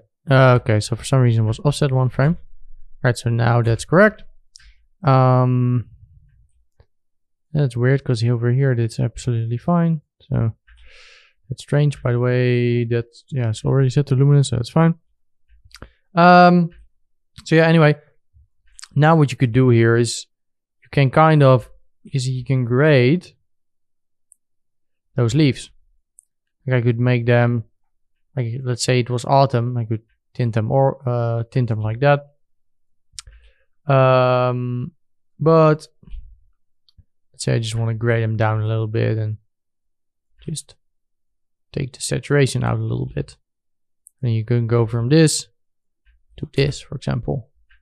Now I don't particularly think that's better, but just to sort of show you the possibilities there. So you could do the same with each of these individual elements, like the limes or like whatever. But let's do some depth. Right, so we have the depth here. Might also be interesting to show a volume mask, because that might be nice for this shot. I'm not sure if I particularly need it, because I actually already like how it's looking here, but just to prove a point. So the volume mask is essentially, so we can, let's grab our position. So that's where our position paths can be super useful. I didn't cover that in my compositing for 3D artists, because I learned about that node afterwards.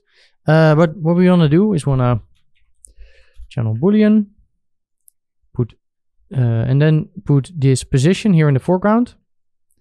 This is our position channel. It might look like gibberish, but this actually stores position information of our entire scene here.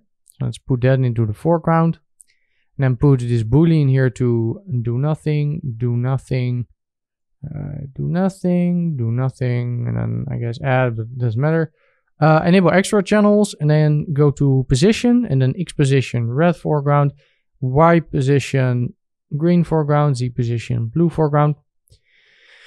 And then we can use a so it, because the volume mask node here requires that that it has a position channel. So if you now look over here, we have over here we have a position channel. You can see, go back to color, and volume mask here, you can actually take a position here, and then now if I move, you can see this is actually now stuck to whatever it is, where it is.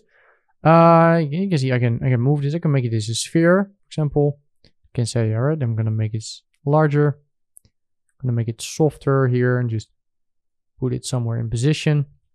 And let's say I want to move this up.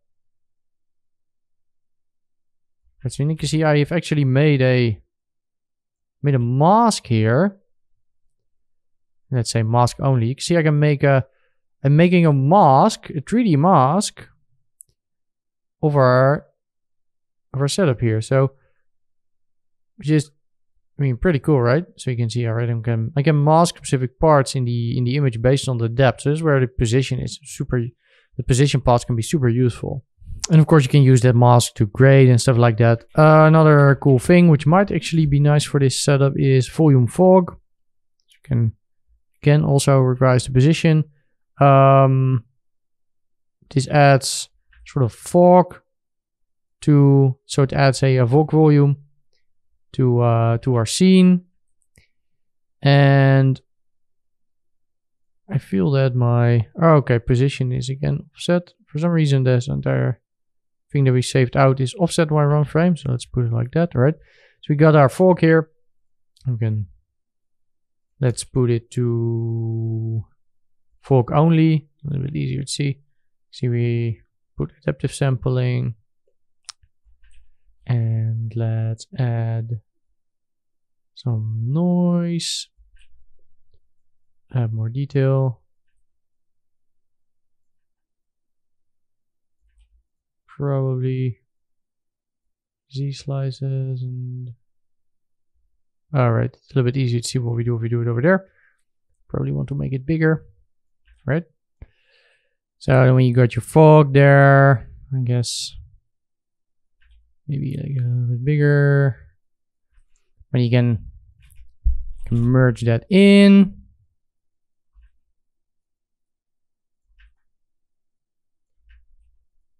You can merge it in. You can do a little bit of color correction. You could say, right, let's make it a little bit orangey. Like do whatever it is that you like with your shot. And by the way, I'm gonna put some of the color back in the leaves. I actually kind of like that.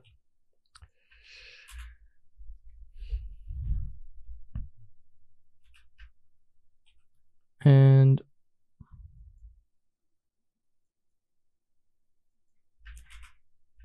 all right, so it actually looks quite nice. So that's the thing that you could do. Let's do our regular depth of field again. Like I'm just trying to show some stuff on how to make a pretty image, and you can take it however far you want.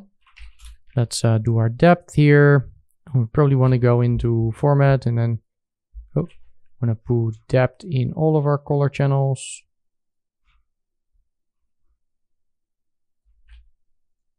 Red.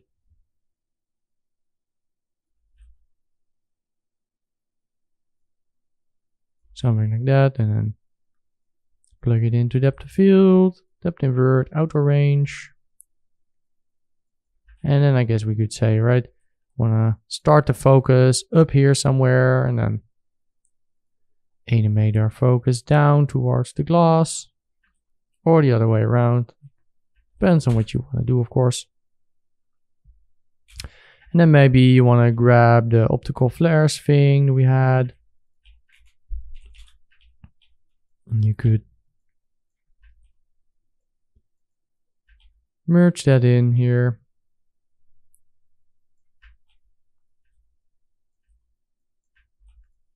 And then do a little bit of color correction. Like with the optical flare here, maybe you want to say, right?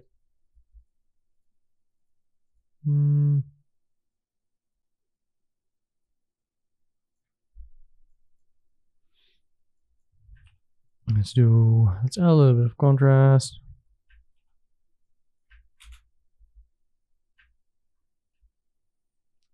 And then we made a pretty decent picture.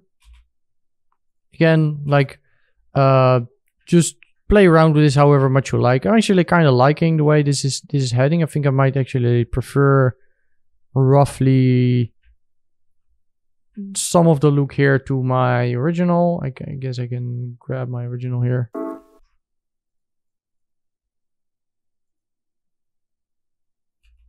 So it's somewhat similar. I actually think this in some ways looks nicer than this, but also in other ways this looks nicer. I like the grass here more.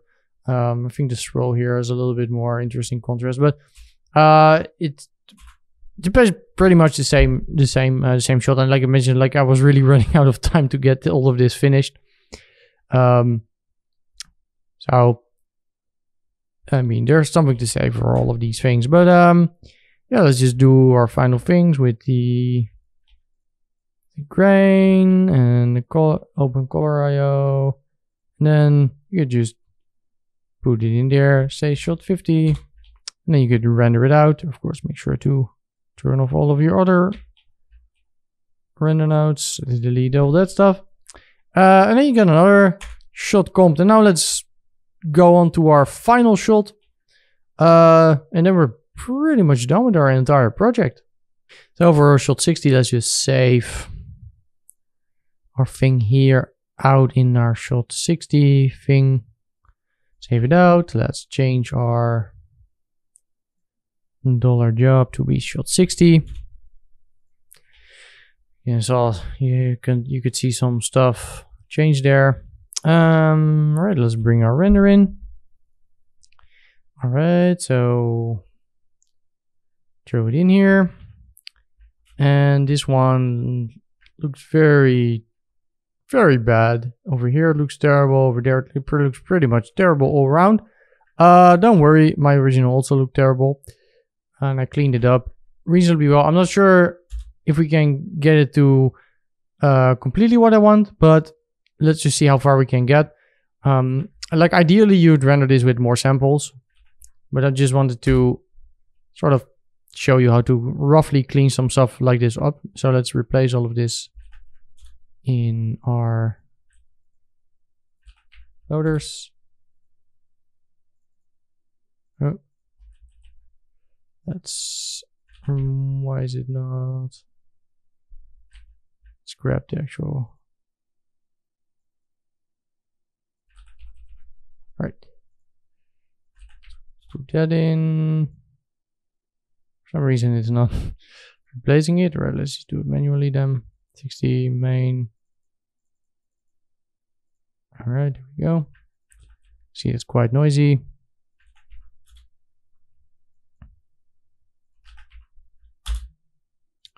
There we go.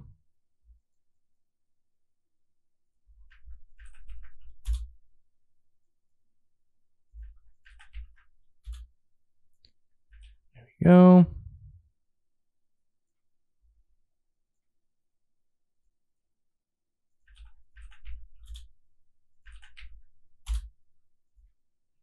All right, there we go. All right, so that's finished saving. Let's have a look at what it looks like. So, $job. Let's load it in. Let's play. All right, so this looks a lot better than the original. So you can see this was the render with the NVIDIA denoiser. Pretty terrible. And then this is our own. Actually here also the reflection is not that bad. I do have to say that I'm not completely happy with how this render turned out. So if it were up to me, normally if I were to do this, like I would probably go through another couple of iterations. But for this tutorial, I'm gonna leave it like this, of course. But let's just keep working on it like this. Just trying to show as many of the steps sort of to go through. And like again, my original render was really pretty not great. I can grab it. So my original was, I think it's this one. I have a dozen versions. So I'm not sure if this is the correct one.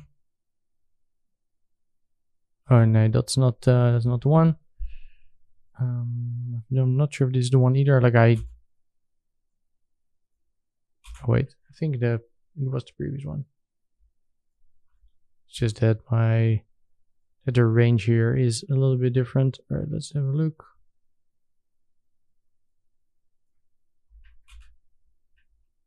It's actually, I actually lied. My original was not that bad. But you can see I do still have some weird stuff going on over there. So this is ours. But yeah, let's try to add the bubbles. See what kind of a difference that actually makes. So it's actually it's pretty decent, but like normally you'd probably go through a couple versions. I went through like 7 versions of my render. Because there's also still some weird flicker here and there. It's not like there's like a weird thing over there that probably has to do with either something with trace depth or it's a denoising issue. Probably not denoising issue because this is our denoised in comp.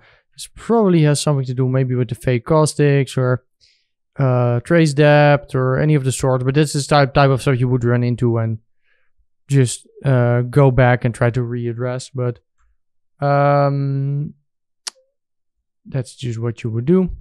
Because of course I don't have time to show dozen iterations during the course. So we're just gonna roll with this one, and this will be good enough to actually make a pretty good final render. Once we add our particles and all of our rest of our compositing, and you can actually see it sort of actually improve quite a lot. As you can see, it's already a lot better than this way. So let's just keep adding to that. So let's grab our particles. So that's going to be this one and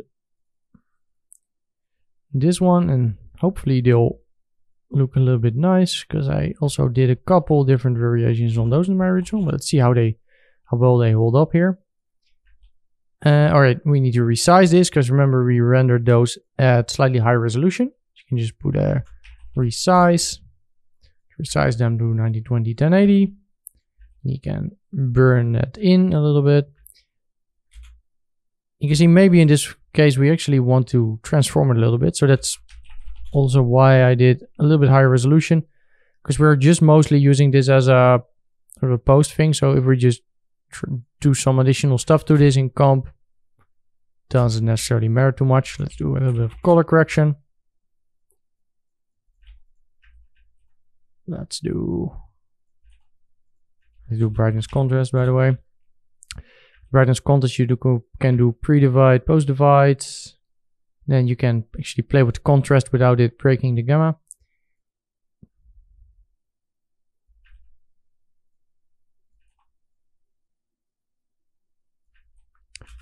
Right, so as you can see, this actually works pretty well. Like now, the sort of the weird wobbly feel that we have there, it works. It's because we added these particles. And you can play a little bit with this stuff. Like you might want to fade it out a little bit at the bottom with a little bit of a mask maybe, but I'm just gonna leave it like this in. So maybe we do that one, and then maybe let's do a second one.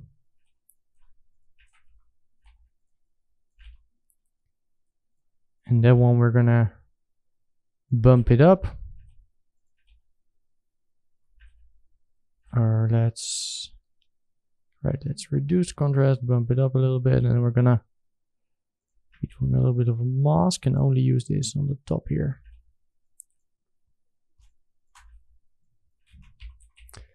Put it in channel booleans. Say multiply by mask. All right, I guess we do. Yeah, we can just leave it in this thing and just multiply it there. Multiply by mask, yeah, something like that. And soften edge. Move it up a little bit. Soften it a little bit more. All right, it works pretty well. Then we also have our bubble swirl. Probably don't need that much here because let's move that over here, do it only in the beginning. So this one is mainly for the beginning swirl, but I didn't render the entire sequence here, of course. So probably not gonna need it that much here, but we can do another resize there. We can burn it in. You can see this also adds some extra particles, as you can see. So that's can be the small droplets. It can look quite nice. You can just fade those out because we might not want those over the entire period. So you can just do it like this. There we go. And watch it over here. Because you know we have some extra small droplets or some spray to really add to this look. So it's looking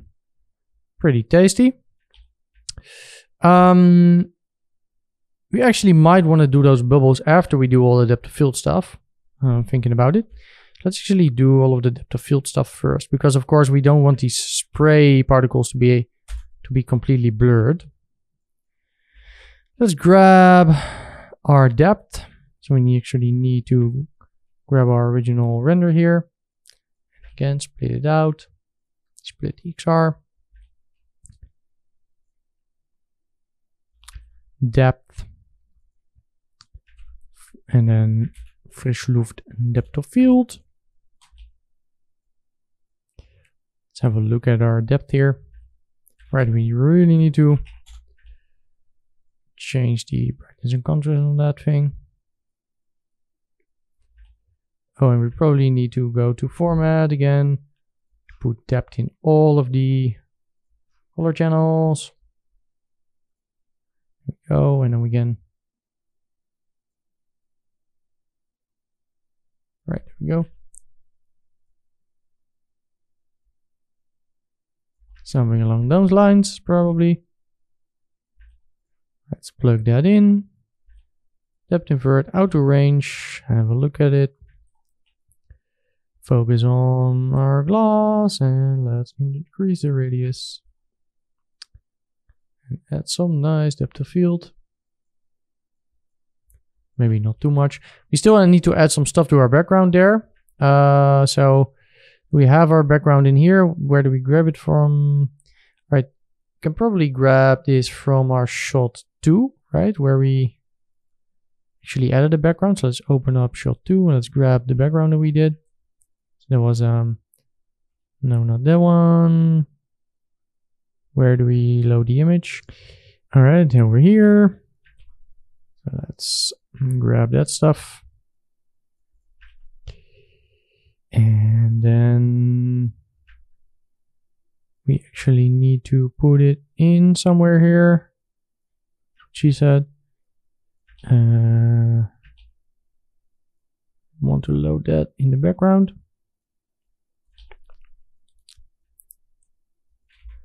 Merge. So that's going to be the background. I'm going to merge that on top. Alright, so some stuff there doesn't seem to like that. Let's maybe instead what we can actually do is we can just do channel booleans on that thing, effect mask, and then multiply by mask, apply mask inverted, so then we get just the sky where all of the other stuff is, and then we can merge it on top, and then you can see we got it in the background there. So it's looking pretty nice. Right, so now you can see we have a nice little thing going there. Probably with this depth here, I probably want to change this stuff in the back there. So this time it doesn't have alpha, so we probably want to add some, make that a little bit white, because that's really messing up the blurring. So I guess what we could just do is grab this beauty thing that we have there. Let's do background. So let's have a look here. Let's grab the background. Let's make it float 32. Let's color pick some color here. And or basically already white.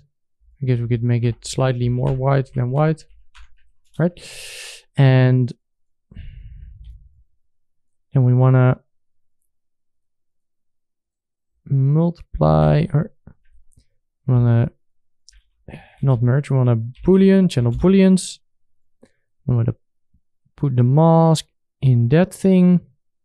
So that's the beauty here.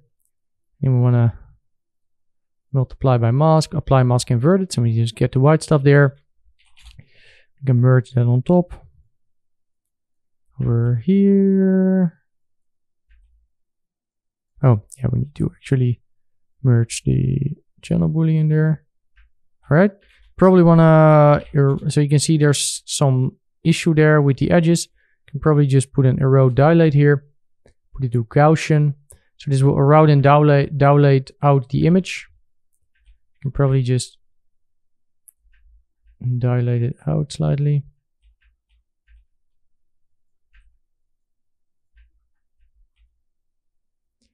And then we get some weird stuff there. Probably our depth of field is slightly too high anyway. And you could add a little bit of erode dilate. This is something I generally will do. Also do Gaussian and just feather out the edges slightly. All right.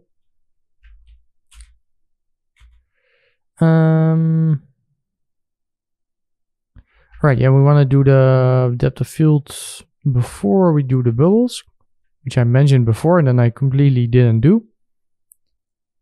So let's actually do that. Let's move some stuff here.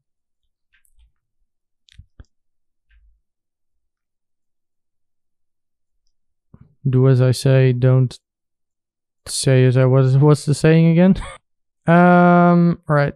Put that one in and then grab our thingy and try to be more organized than I am. All right. Then we're doing depth of field here. Then we need to merge in our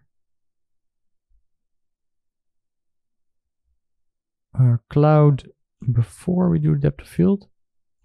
All right. So we need to grab that one, put it over here. Make sure that we do everything in the correct order.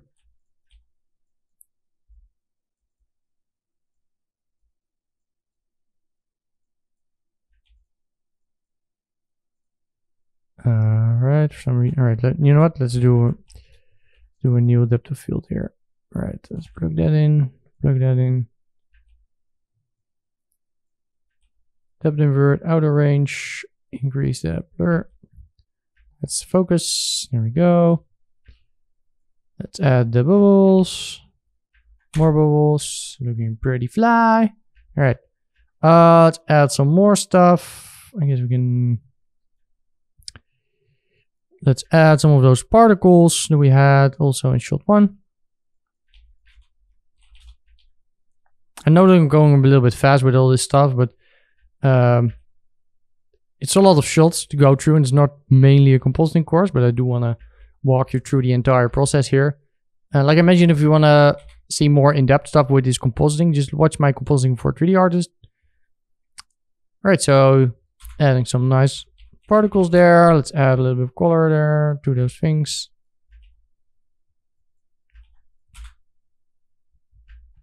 Looking tasty. All right, let's do the flares, and then I think a little bit of grading, and then we're pretty much done. Let's do merge. Let's merge the flares in, and maybe with these flares we want to get a little bit funky. Maybe we want to do a couple of flares. Let's do one main flare. Let's make it a little bit yellowy, something like that, and we can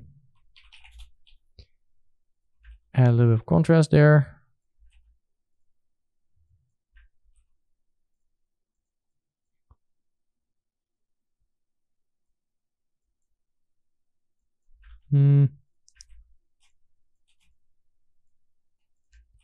Maybe something like that.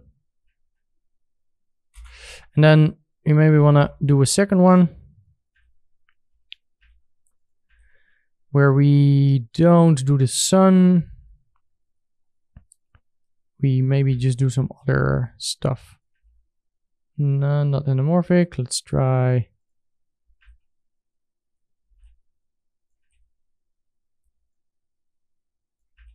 Let's make the size a little bit smaller. Something like that, maybe. Ghosts, spots, something like that. Just some sort of lens aberrations.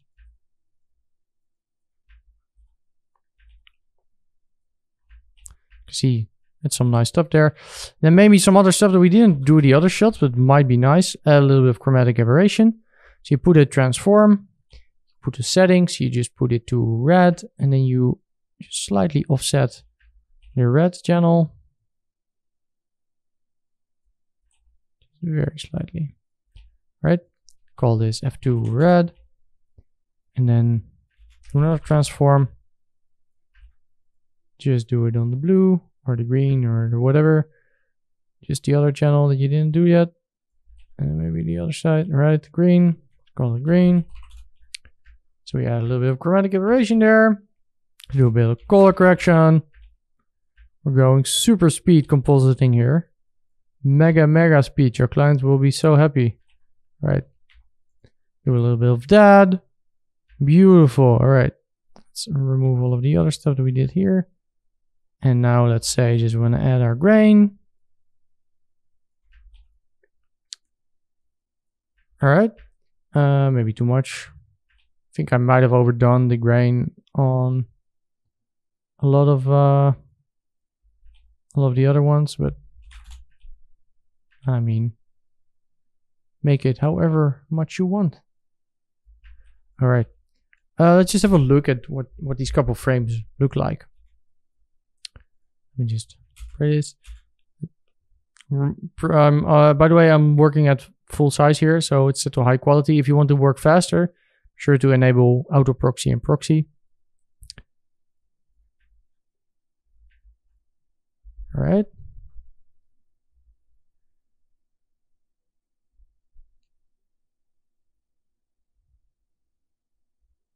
I mean, this is pretty much what I had, right?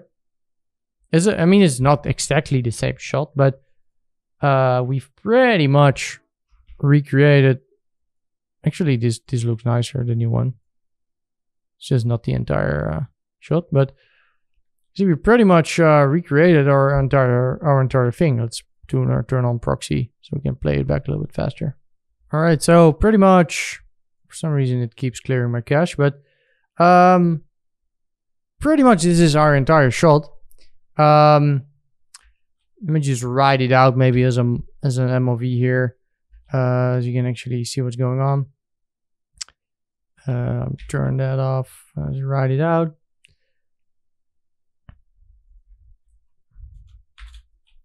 Right. Oh, let me just turn it on. All right. Just save it out. All right. There we go. So yeah, that's it. Of course, a lot of stuff that could still be improved in compositing and render with more time and effort. But again, with all of these things, like I mentioned throughout the entire project, all of this stuff just takes time. Normally, if you're doing all this stuff with a client project, you're going to go through dozens and dozens and dozens of versions, and not just the one that we're doing here. But I hope that this gave you a sort of a good idea on how to put a project like this together in Houdini with Karma, like doing all of the simulations, starting from scratch, building up the entire thing. Right, so that basically is the entire project. Well, they're still, of course, replacing the MOVs in Premiere with the ones that we have from the animatic now. Maybe do some sound designs, maybe do some color grading, but that's basically it. So yeah, over these past 21 hours, we basically went from storyboard all the way to composited final shot. So I really hope that you learned a lot. I had a lot of fun making this. It was quite intense because it's a lot of material, but I'm really happy how it turned out. So I really hope that you learned a lot. If you have any questions, you can send me a message on social media in these social media handles. Also make sure to follow me on any of those if you want to stay up to date with any other tutorials that I might make. So yeah, thank you so much for watching this course. I really hope that you learned a lot, and hopefully I'll see you in another one. Peace.